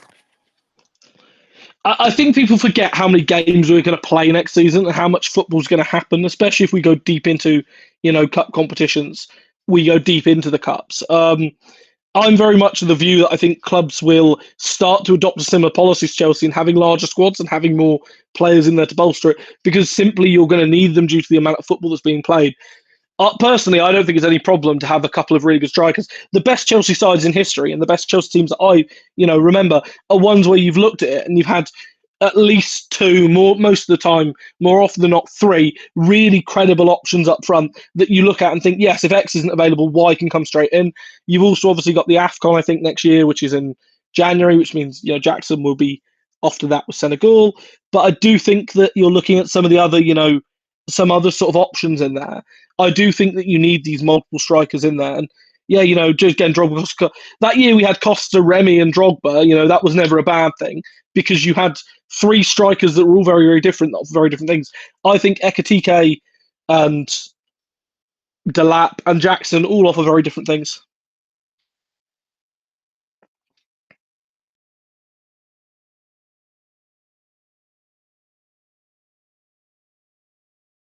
Any stadium news? Nothing that's really worthwhile or tangible. Like you will possibly hear something more over the summer on that one, but there's various whispers and things like that you hear about that. But until anything really tangible comes out from the club, there's no point speculating. Okay. Those of you that are asking about centre backs, midfield, Rob covered all of them. Just He came someone did across. ask about Mbermo and United as well, actually, at one point, so I should answer that. Yes. Manchester United do hold interest in him. The stumbling block will be the fact that there's also Champions League clubs that are keen, Newcastle being particularly one of them. Brentford are prepared to sell if a club comes and meets their demands, which is, just north of 50 million. Brentford is a club very much for a case that they have like replacements in mind and already have a replacement in mind for Brian Mbermo. I think that, they're very, very happy to do. They're very, very happy to let players go on their terms. So I think I'd be quite happy that personally I'd really like Mbermo to come to Chelsea, but it won't happen. And I think one final question, Rob, is in regards to Jackson's future. I think they wanted to So know if you had anything. with Nico Jackson, the club aren't actively looking to sell him, but again, if they get a good offer in, he's not considered to be one of those untouchable players. Atletico Madrid have held interest in him historically. There has also been interest from other English clubs. I think that if the right offer came in, they would consider it because the fact that they, do feel that there's other options to come in. That said, there is also a feeling that Jackson is improving and getting better each year. And if they could maybe, harness that a little bit more and get him, calming down a little bit more, having more confidence, having more opportunity in there, then it's sort of worse. It's sort of not necessarily a bad thing. It's not necessarily a bad thing if they were able to give him more rest and give him more time off the bench. Okay. Okay. There's a couple power chats, Rob, as well that we need to read out. Sure. Love United said, "Is there anything about Mbeumo to United, Manchester United?" I think we've all literally just covered that one, but I can cover it again if you want briefly. Yeah, sum it up quickly for him. Yeah, so United are keen. Brentford are happy to sell for their price, which is just over 50 million. Newcastle are also very keen. Expect that to resolve quite quickly. Yep. But yeah, I think Rob has covered everything for you guys. I'm not gonna lie. Rob has covered everything from centre backs to goalkeepers to strikers to midfield. And Rob, are you Maresca in or Maresca out? So I got a lot of flack over this on the timeline the other day. My view at the start of the season, and I said this to Darko at the start of the season, and I said this to loads of people. For me, a successful season this year was top four. Now, this was before we knew fifth would be Champions League football. So let's just say Champions League football and a trophy. Do that, and that's a successful season for me. I was very, very happy that was, that was there. And the fact we've done that, it's a good season. Like, you can't say anything otherwise. Give him a window now that he wants. Get him the players that he wants, and let's see how he does from there. I've been more impressed in the last few weeks that Maresca's been biting back a little bit and fighting back a bit with the media, as that's what I wanted to see him doing. Obviously, we talk about Chelsea against the world and stuff like that. I'd rather see the manager go ahead and take that season mentality and that response because I'm more likely to build around that. Now, if you, gun to my head, said to me the next morning you can get, prime Jose Mourinho, prime Conte in over Maresca, would I do it? Yes, at this moment in time. However, in 12 months' time, I'm quite happy for someone to, clip that and say, God, what an idiot he was in 12 months' time when we won everything. And to be honest, I'd be quite delighted if in 12 months' time everyone's called me an idiot for my view on Maresca because we won the lot or we won a load of trophies. 100%. 100%. That's another power chat as well. Lewis James said, "I know you already went over it, but is Ekatike likely? Like, is it actually real? There is certainly interest in him. He's very expensive. I don't necessarily think they do it before the Club World Cup because they want to, if they want to get deals done before the Club World Cup, they need to be things they've got sufficiently down the line, like Delap and things like that. I think for the Club World Cup also, they are conscious that they'll have Andre back in the equation and some of the other returning loanees might come into into play for it as well. The Nkunku to Tottenham thing, yeah, that does seem possible. Someone did say to me another London club had inquired. To be honest, I thought it'd be probably Crystal Palace flexing their newfound financial muscle. But to be honest, if he wants to go there, at the risk of it blowing up in our face, I wouldn't mind Nkunku going to Tottenham. To be honest, I don't necessarily think he's gonna. I think it's just one of those that hasn't worked out. Gabriel signing a new deal, that's fine. Rob has touched on that already in regards to the under 21s and the lap. But guys, Rob has been fantastic. He's, if you guys got more questions, please watch the replay because most of the questions I'm seeing in the chat has been Yeah, answered literally. already. Just watch So the replay. just watch the replay, guys. It will be up for you guys. Rob, once again, thank you so much. And I want to say, if we do sign Rogers, guys, just not saying we're gonna do it, but if we do, then we're gonna have a special episode. I'm gonna make sure we have Rogers on here, and I'm gonna make sure we have Rob on here as well. We're gonna have a special episode with Rogers and Are we Rob. gonna That's what have I'm a gonna do for specific you party, guys. Darko, or Yeah, is it gonna be like a dress up we'll have a party big or just party in like here a? if we get Oh, that. So okay. Rob, thank you again, everyone. Make sure you follow Rob on Twitter. Make sure you follow him on Twitter. Support his work. He's always providing great information about the ladies as well. Those of you that follow the 100%. ladies and the men. There's been So a lot make of sure you people in there support. today, Darko. So thank you everyone. And Rob, before we let you go and wrap things up, I want your team of the year. Everybody wants to know your team of the year this Is this season the in the is Premier this League. just the Premier League? Premier League Yeah, team of just Just the Premier Premier. season. League. Okay, And you can sure. pick your formation as well. This up on the screen. So we're Yeah. gonna do this now. We'll go for a 4-3-3 because I think I can Four three probably work three. easiest Okay. in that. Cool. So goalkeeper. The obvious pick is to go for Matt Sells. I think he's had a good. To be honest, I don't think if he hadn't had such a good year, Forest would be anywhere near as high as they are. So we'll put Matt Sells in. I think he's had. He shared the Golden Glove in the end. Right back. Again, I've got to go Forest, so I'm not just going to pick a Nottingham Forest squad. But I do think it's hard to look past Olina. I think he had Okay. such a good year. That said, someone actually no, I'm going to change it because someone mentioned it in the chat. And the Munoz being so good in the last few weeks, Munoz is like fantastic. recency bias is going to take it for him. You've Plus, how always well liked him. You've always liked him. He's yeah, I've always liked him. He was someone I said at the time was a really good signing. yeah. I do also think with Munoz, like although Eze got player of the match in the FA Cup final for scoring, Yeah. Munoz for me was the best player on the pitch. Just Agreed. completely shut it down. Fantastic. We'll go to left back first. While I have a bit of a think about the centre halves. Again, you could make an argument for Cucurella. You could make an argument for Anthony Robinson. I'm personally going to go for Milos Kerkez. Woo! I think Yes. Kerkez has had a Yes. very good year at Bournemouth, and Yep. is someone annoyingly that I do think is going to be a very good signing if he does end up at. Fantastic player. Um, Central midfielder Moises Caicedo. That's nice and easy.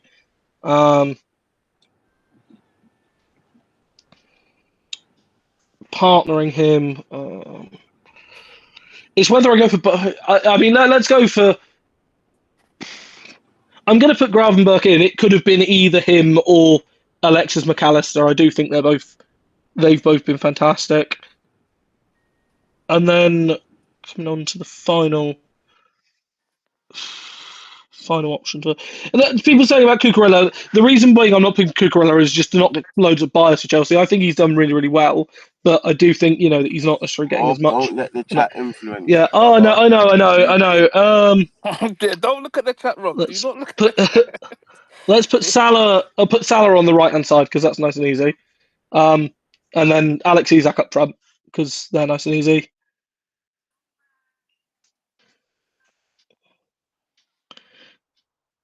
Purely due to the fact that their defence sort of fell apart since he left, put Gabriel at one of the two centre backs. Okay. Gabriel's excellent this season. I'll give him that. Yeah, don't think we can really argue with that. I think on the fact that they did win the title and they had a pretty decent defensive record doing it, you've got to put Van Dijk in there. Yep, that's fair. But I do think that.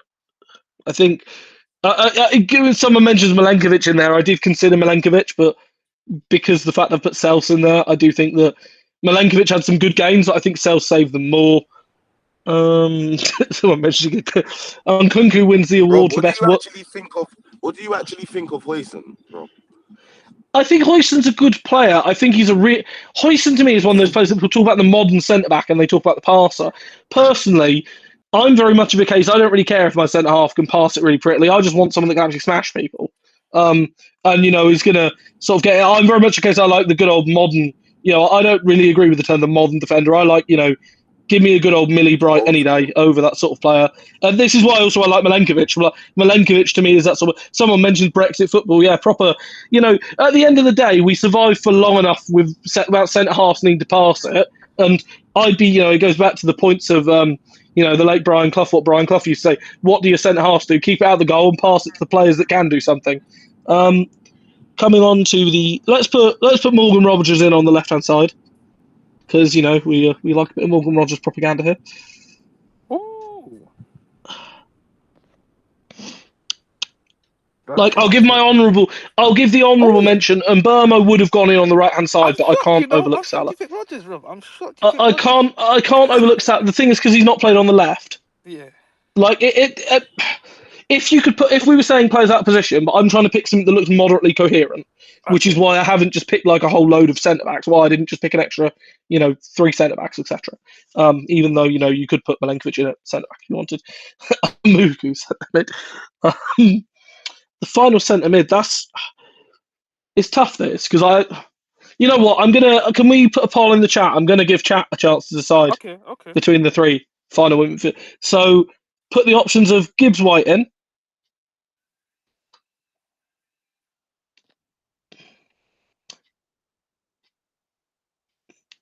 Yuri Tielemans, Bruno Guimaraes,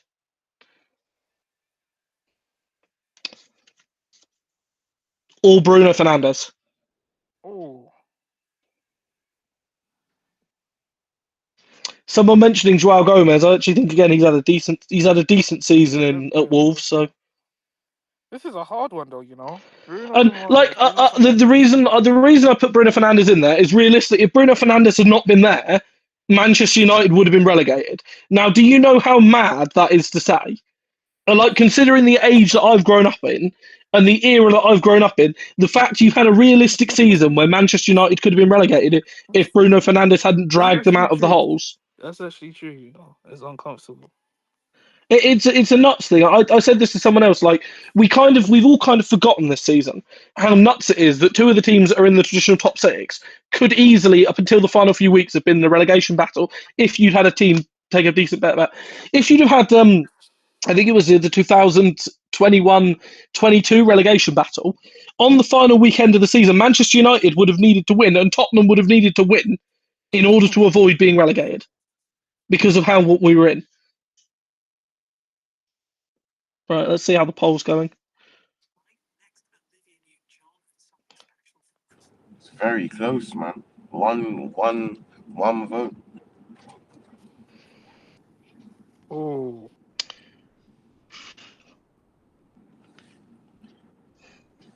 It's neck and neck. Other random names that aren't necessarily players of the season, but I'll throw them in who've had good years. Branthwaite's had a really good year at Everton. I think Idrissa Gana Gay has had a really good season at Everton as well.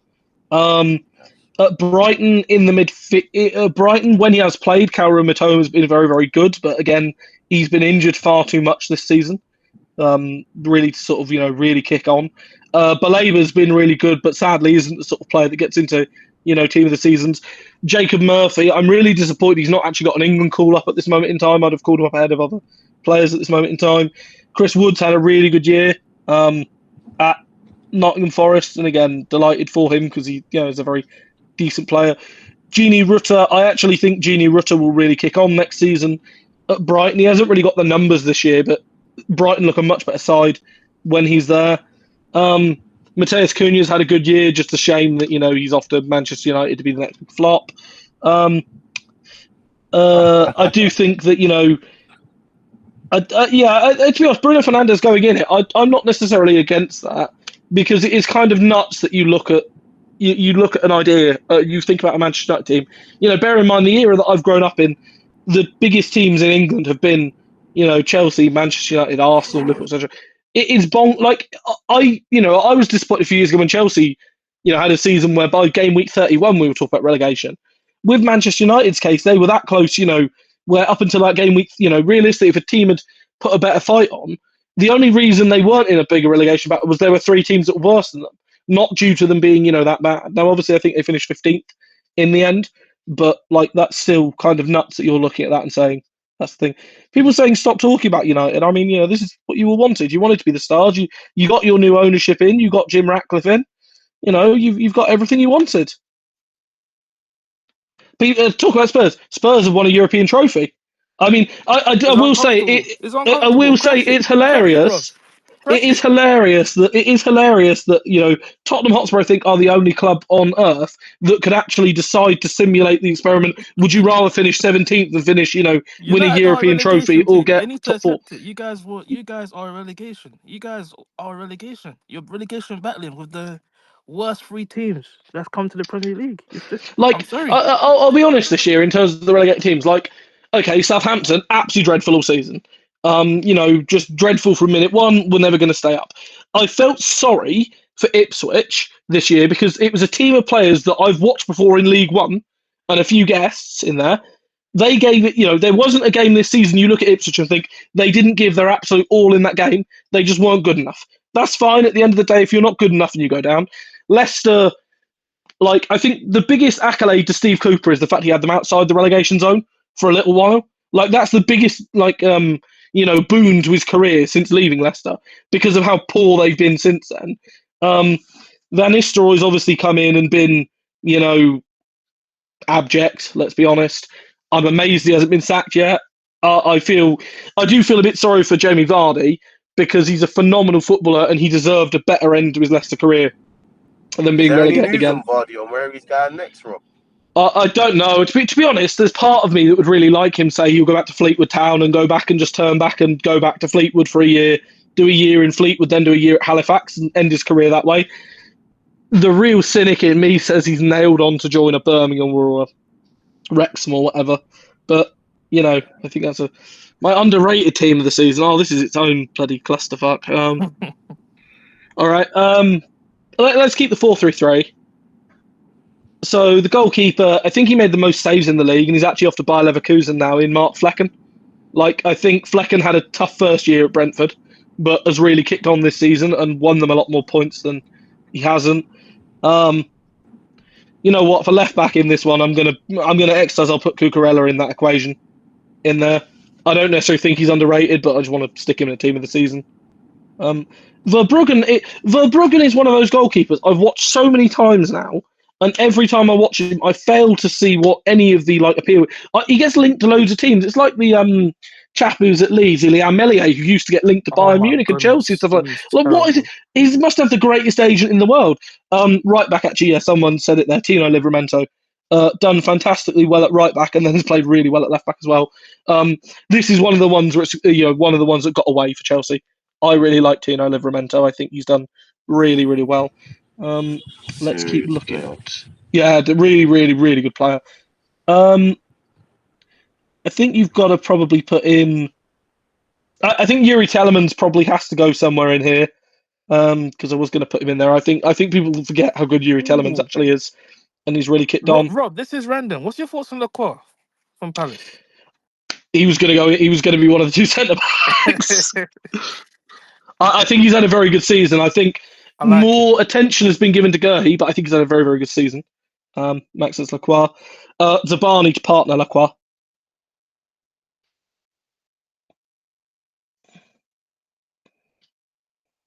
That's a decent back four.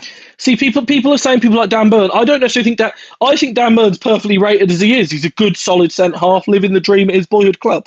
Yeah. Put Wisser somewhere in the front. Put him on somewhere in the front three. I'm not sure where in the front three, but somewhere in the front three. So I put Jared Bowen on the right hand side of the front three. He's the one reason West Ham haven't been involved in a relegation battle this year. Serious Like player. I feel sorry. I feel sorry for Jared Bowen because he again would get way more Rob, you know I accolades. will take him at Chelsea. I will take him at Chelsea. Very good player. He's a serious player. See, again, people mention Mateta there. I personally, I don't think Mateta's underrated anymore. I just think he's just bloody good.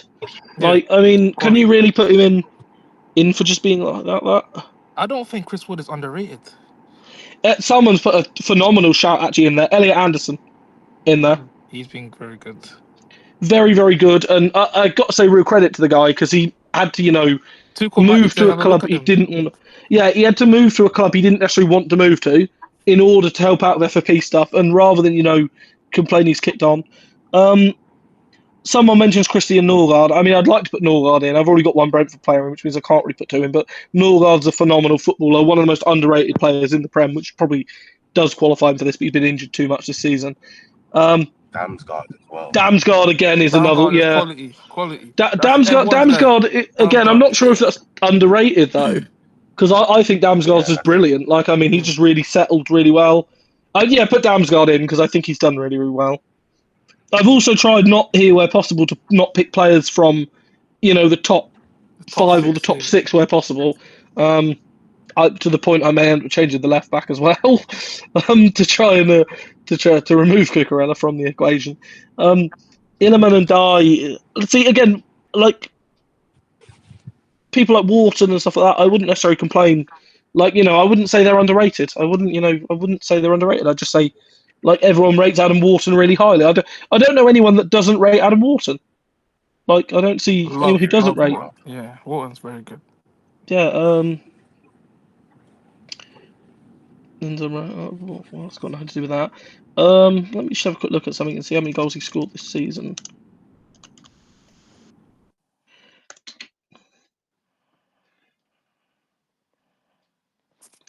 You know what? I'm gonna put Strand Larson in as the final one of the attackers. Everyone's gone about Cunha at Manchester there. Strand Larson has ended up with 1 goal behind. I think hasn't got to take set pieces. I really like Said he's Strand not Larson. Brazilian. I really like Strand Larson. I came out and said it a few weeks ago, and I still stand by Fantastic it. I player. said I love that. I said the other day, Rob, why does the lap get so much attention, but Larson is doing equally as good, probably better. I do think so. I think the problem with Strand Larson is like a couple of he has had a few misses that have been absolute howlers, but then when you look at that, he's got a 0.48 goals per 90 for him, and also 40% shot accuracy for Strand Larson. No, a 63% shot accuracy for Strand Larson, which is the best in the Prem. So like that, yeah, that to me is quite impressive numbers. So please don't make me do like a worst team of the season or like overrated team of the season, because that's like there's a complete Uh, there's that's loads of fine, names. I Rob. could basically just Yeah. put most of the Manchester United squad in there, but I don't really like just digging into players for the sake of digging into players, like because at the end of the day they're all professionals and they're all humans. Like I'd rather focus on the ones that don't get the limelight than just dig out X, Y, and Z. Because like for again a great example I give people at the start of the season, Tottenham fans were saying Brennan Johnson's their worst player, and a lot of people saying, I wouldn't even have him in the starting 11. Ultimately, he ends the season having won a European trophy for them. And I actually think he's had a really decent year. I think, was it, how many, what was it in total? I think in the league, I think he got 9 in the league in total, 16 in all competitions. That's a decent number of players. So breakout star for Chelsea in 2025-26. Ooh. I mean, the real obvious cop-out answer is to go for Andre Santos or go for Willian Esteval. I mean, one thing I will say with Esteval, I hope with people with Esteval they remember that he's coming from a league. He's going to need time to adapt. I don't care how good he is. He might be the next coming of Pele. He's going to need time to Yeah, adapt. He's going to need time to learn the language. People need to give him yeah, patience. And people yeah, saying about putting him, I'd put him in starting immediately. Give him time to blood in. Let him blood in. Let him learn. Let him learn what he needs to do. At the end of the yeah, day, even when Hazard arrived, I remember when Hazard sort of first arrived, he had that terrible first Community Shield match, and everyone was on his back. And then a week later, got the 2 assists against Wigan, and everyone realised quite how good he was. But even then, he was getting, playing games and being dripped in and being dripped out, and wasn't playing all the time. And this is exactly it. It's physical chaos ball. I mean, I do really like him, but I think Esteval is going to be, you know what? I'll go for the odd one. I'll go for the real wild card. I think it'll be Dario Essigo will surprise a lot of people. I really like Essigo. He's had a tough year at Las Palmas, but wow, he's done really, really well. really? He's had, yeah, he's got some very, very good some very, very good like stats and some very good like abilities. And he just, to me, he feels like the sort of player I've looked at a little bit, and he suddenly, you just feel. I just feel like he's going to kick on. I just feel like he is just going to kick on and come in and do surprisingly well. And I Darko, like the are you fact that here, he's brother? Did you very. hear what I Rob just like the said? fact he's very physical, and I like the fact he's a good tackler. I mean, to be honest, if you said to me, you got him and flop team of the season, for fuck's sake. You've got him. You've got Lavia. You've got Enzo. You've got Caicedo, and Andre Santos as that midfield. Like, that to me is an unbelievable unit in the midfield. It's an unbelievable set of options, so much quality, a bit of everything. It really is quite exciting. Flop team of the season. Oh Christ! I mean, how No, are no, we let this be defining the last one, man. how are we defining let Rob. how are we defining flop? Are we saying in terms of that they were a transfer that came in that didn't do as well, or just didn't perform to the level expected of them, or how are we defining flop? Because there's a really spicy name I want to put in here, but Expectation. I'll right, that's say fine then. expectation. Okay, Rob, right. don't you dare put in Cole Palmer, mate. No, Cole Palmer. Like I said it to someone else this morning. With Cole Palmer, like Cole Palmer's ended the season with 47 appearances and 27 goals and assists. Now, if that is a poor season, then I'll quite happily take all our wingers having poor seasons next year. No, yeah, that's true. Right. I So thought that was going to be surprising. Nkunku needs to go in there somewhere because people were, people were digging him up. People were saying, 30 odd goals and 30 odd assists and ridiculous numbers for him. Do I necessarily blame him for it? No, but he has to go in there somewhere. You know what? It's a little bit harsh given how much he's done historically for them. But seeing as he only, and he did get 7 goals and 9 assists this season. But I'm going to put Heung-min Son in because I think Heung-min Son's been really poor for quite some No, time. he's been poor. He's been very poor. Right, Ugarte is definitely going in there because just thank goodness we didn't get him.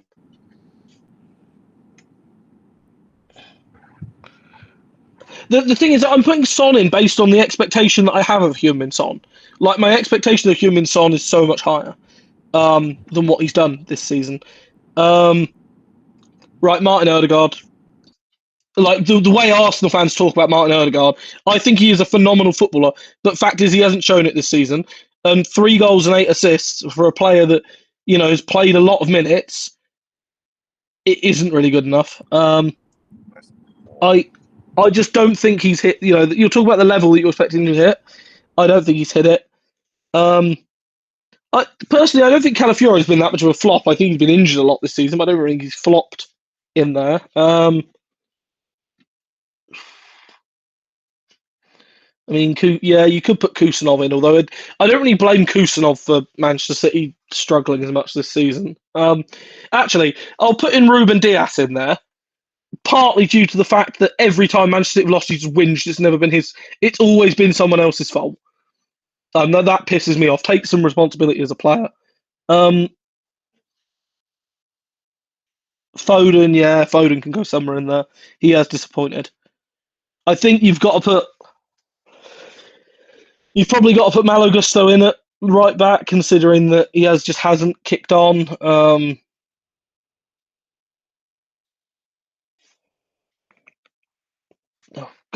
Flop goalkeeper. I mean, yeah, it feels harsh to put a Nana in as the flop goalkeeper, but you probably have to, don't you? I mean,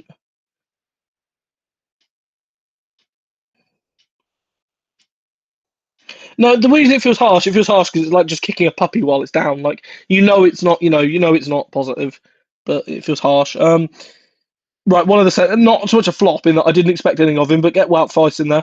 Wout Faes is one of the worst footballers. Get him in the back. He is one of the worst footballers I've seen in the Premier League. He gives me belief that I could play in the Premier League one day. Like the fact they've gone from the likes of Fofana and Cagliostro, like I would go as far as to say between Danny Ward and Wout Faes, they've successfully both nearly individually relegated Leicester. Like it's quite an achievement for him to be that bad. Was it that good? Even the one who scored the 2 own goals in one match, like that is bad. But there was a game. That's crazy. What game was it earlier this season? I watched a game earlier this season where someone like some absolute steamroller of a player outrun Wout Faes. And that is, who was it who beat Oh in the my sprint or goodness, that something? Leicester centre back, he's terrible. Yeah, exactly. Who was it? Was it maybe it was? Was it possibly? Was it? I think it was Endo possibly at Liverpool. Outrun Feist or something at one point. Now Endo is a decent player, but he's not quick. But he made Wout Feist made him look like Usain bloody Bolt. Timu David Luiz, that is an insult to David Luiz.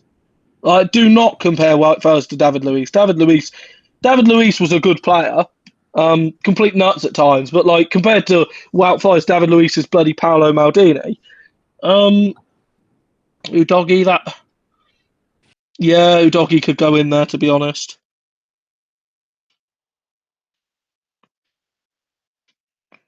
Like, it may be a bit harsh again, but he has just not performed. He's been injured a bit. Final midfielder. The thing is, people saying Robertson, like, I don't. Look, at the end of the day, Robertson hasn't been as good as he is, but I don't think you can play any player who's really played consistently for the champions and say, yeah, they flopped. Like, at the end of the day, Robertson's not been as good as he's been historically, but I don't think he's been, that bad. Let's have a look at the let's have a look at the Premier League table. There's got to be someone that, I'm overlooking here.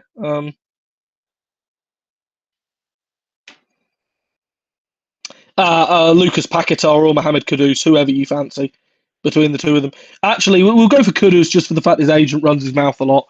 Mohamed Kudus, like if you listen to his agent, he was the second coming of Pele.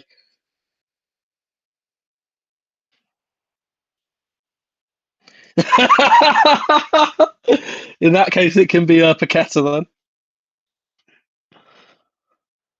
See, people saying take Son off and put Garnacho in.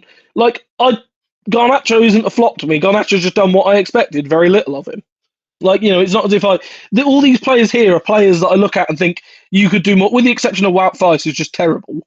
Like every player in this team is, players I would expect more of from them, but everyone else is, besides Faes, who is just an appalling footballer. Like everyone else there, like all the rest of them could be a lot better. You take Kudus, like the problem with Kudus, like what really annoys me about Hamid Kudus is that there's so much quality in there, but at times he doesn't look like he can be bothered. And I'd rather have players that are busting a gut and look like they can be bothered than players that can't.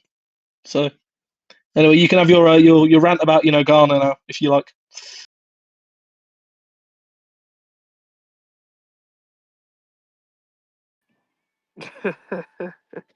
Sorry, someone just asked, what do I expect from Onana? Like, what do I expect from Onana?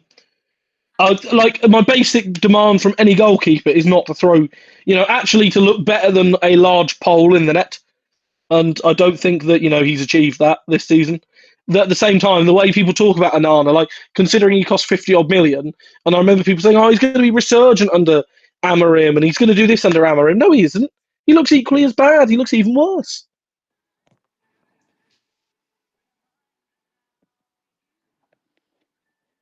Hoyland's not going in there because he hasn't flopped. He's just done exactly what I expected, very little. He was never good enough for being a £70 million striker in the first place.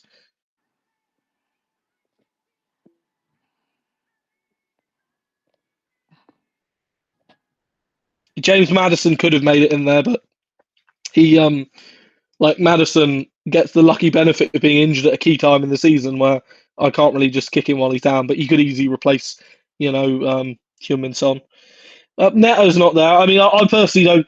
I think Neto's done exactly what's been expected of him, been really quick and been really erratic.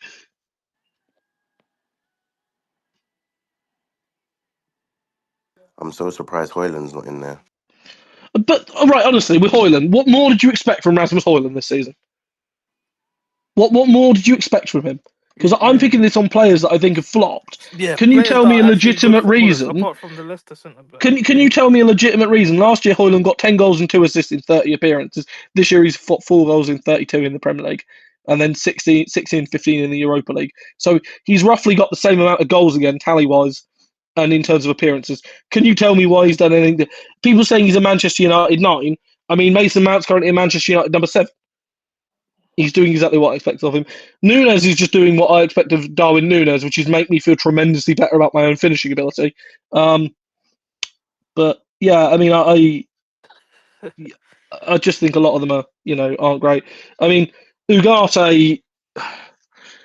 Ugarte, the best thing I can say about Manuel Ugarte this season is he's been pretty much a surefire bet every single week to end up with a yellow card. Like, he's done my betting account a tremendous amount of work this season. Lenny Yoro, no, someone mentioning Lenny I Yoro think in there. Euro's good. I think Euro's good. He just I'm keeps not going injured, to doesn't put, yeah, I'm not going to put Lenny Yoro in there. Lenny Yoro's been one of the few players for Manchester United that looks like he knows what he's doing. And admittedly, that's been a low bar this season. But I find it really, really hard. I think it harsh. When you look at Yoro and you look at some of the other names in that back four, there are plenty of players ahead of there I just put in ahead of him. Sterling's just done exactly what I expect to do, which is flop. Savinho's an honourable mention for it. I mean, I'm still not quite sure with Savinho, I'm still not quite sure what he's actually good at. Like, I've watched enough of him in the Premier League. He got 8 assists this season, but You know what? I'd He's hot and still. cold. He's hot and cold. You can see a bit of potential, but he's very inconsistent. I mean, any player that gets similar stats to Jeremy Doku in terms of end products is a red flag to me. I mean, Nunes could be there, but again, like, realistically, did anyone suddenly expect Nunes to get good this season? Like, that's exactly it. Nunes is Gvardiol, I think's cold. done all right, so that's fine. People saying I hate Doku. Doku's the sort of, like, I hate the sort of wingers, and this is why I don't like. I said before, I don't like Joao Felix. I don't like players that are, you know, that are so much style over substance. Like, I'd much rather have, a Jacob Murphy who isn't a flashy, exciting player, but is getting you your 10 goals and your 10 assists on the wing, and getting to the byline, cutting it back, and giving people a tap at every time. Than X, Y, and Z doing loads of Cruyff turns on there and just walloping across into Rosette. Why has someone mentioned Cody Gakpo in the list? Gakpo's been brilliant this season. In terms of who's been a manager of the flop team of the season, I mean, it's tempting to give it to Amorim, isn't it? I mean, he's been pretty awful. Who else have we got who's been, can't give it to him. He's done what expected. Could give it to Ruud van Nistelrooy, but haven't really expected a lot more. Actually, no, I'm going to give it to, who was the twat who West Ham started the season with at the start of the season? Lopetegui. Lopetegui at the start of the season. The game that they played against Chelsea, I don't think I've ever seen a game where for the first 20 minutes, like, players have looked so little like they want to be on the pitch. To be that uninspiring as a manager in a London derby is an achievement. To be that uninspiring. People say Ange Postecoglou, he won a European trophy, whether you like it or not, whether you agree with it or not. Like, I personally, again, Ange Postecoglou gets a free pass from me because some of the comments about him in the second half of the season were less about his character, no, less about his team and stuff, and more about his character and things like that. I don't like it when it becomes character assassinations. Criticise their tactic, criticise the way they set up a course, but to go in and criticise him as a person when they don't necessarily know him that well and things like that is just not on. And I was really pleased for him. If it's just Prem team of the season, yeah, you could put Ange in there, but again, Lopetegui still was that, that uninspiring. I'm going to put him in over it. Kieran McKenna, again, McKenna, I think, was dealt an impossible hand with Ipswich. Like, they gave it a decent fight with staying up. I don't think you could have, if you'd have asked much Ipswich fans before they started, would you get over 20 points? They'd have accepted that. I think that they would have.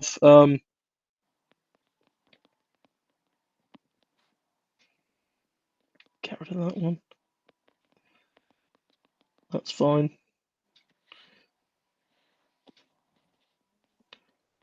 Right, well, hopefully that's now covered everything. I've had a good rant about stuff. People asking my thoughts on Palmer's season. I'll just finally finish on that one. I think Palmer, for a while, he's reverted to what you expect of a young player, and he's been inconsistent. But at the end of the day, like, he's still one of those few footballers, and I can say it's for a fact that you would have him on the pitch at all times because he has that one bit of ability and that one bit of quality to separate a game. And you look at yesterday, he was lackadaisical for, a good 60 minutes, but then produced 2 bits of quality in 10 minutes. Now, if Palmer could keep doing that all his career, whether you like it or not, he's going to play every single game. I do think they should have rested him more and given him more time off at times. I do think that, he's better on the right-hand side. I do agree. But at the same time, I think, there have been a lot of times Palmer's put decent balls or decent crosses into the box and they've been wasted by not being a centre forward on the end of it. Let's, let's get a proper centre forward in there, and then let's start seeing what they can do with some of his longer crosses and some of his deeper crosses. Mm-hmm. Rob Right. knows more. Right. Well, always a pleasure, gents. But I'm Rob, gonna have to head off now, so I yeah, will see Rob, I just you. wanted to Thank say you very much, big, bro. big congratulations, bro. Well, thank yous as well for you've been on for 2 hours now, to be fair. It's gone actually very quick. There's Yeah, been bloody hell, it has been 2 hours. about 800, 900. That must have been a record for the amount of people in here as well. So once again, just want to say a big thank you for everyone that's here and listening. We've put Thank your you very Twitter much, in there. bro. Everyone follow Rob for more transfer news. Anything you know he's here. You know he's gonna come with the right things, and you know he knows ball, so he's not just gonna be saying stuff for stupidity, or he's gonna speak the truth. So yeah, once again, Rob, you're a goat. Thank you for today, and we'll Pleasure, do this guys. again Yeah. soon. Have And a fantastic evening, everyone. listen, you're Cheers, always guys. welcome on. Yeah, take care. Yeah. Cheers, guys. Cheers.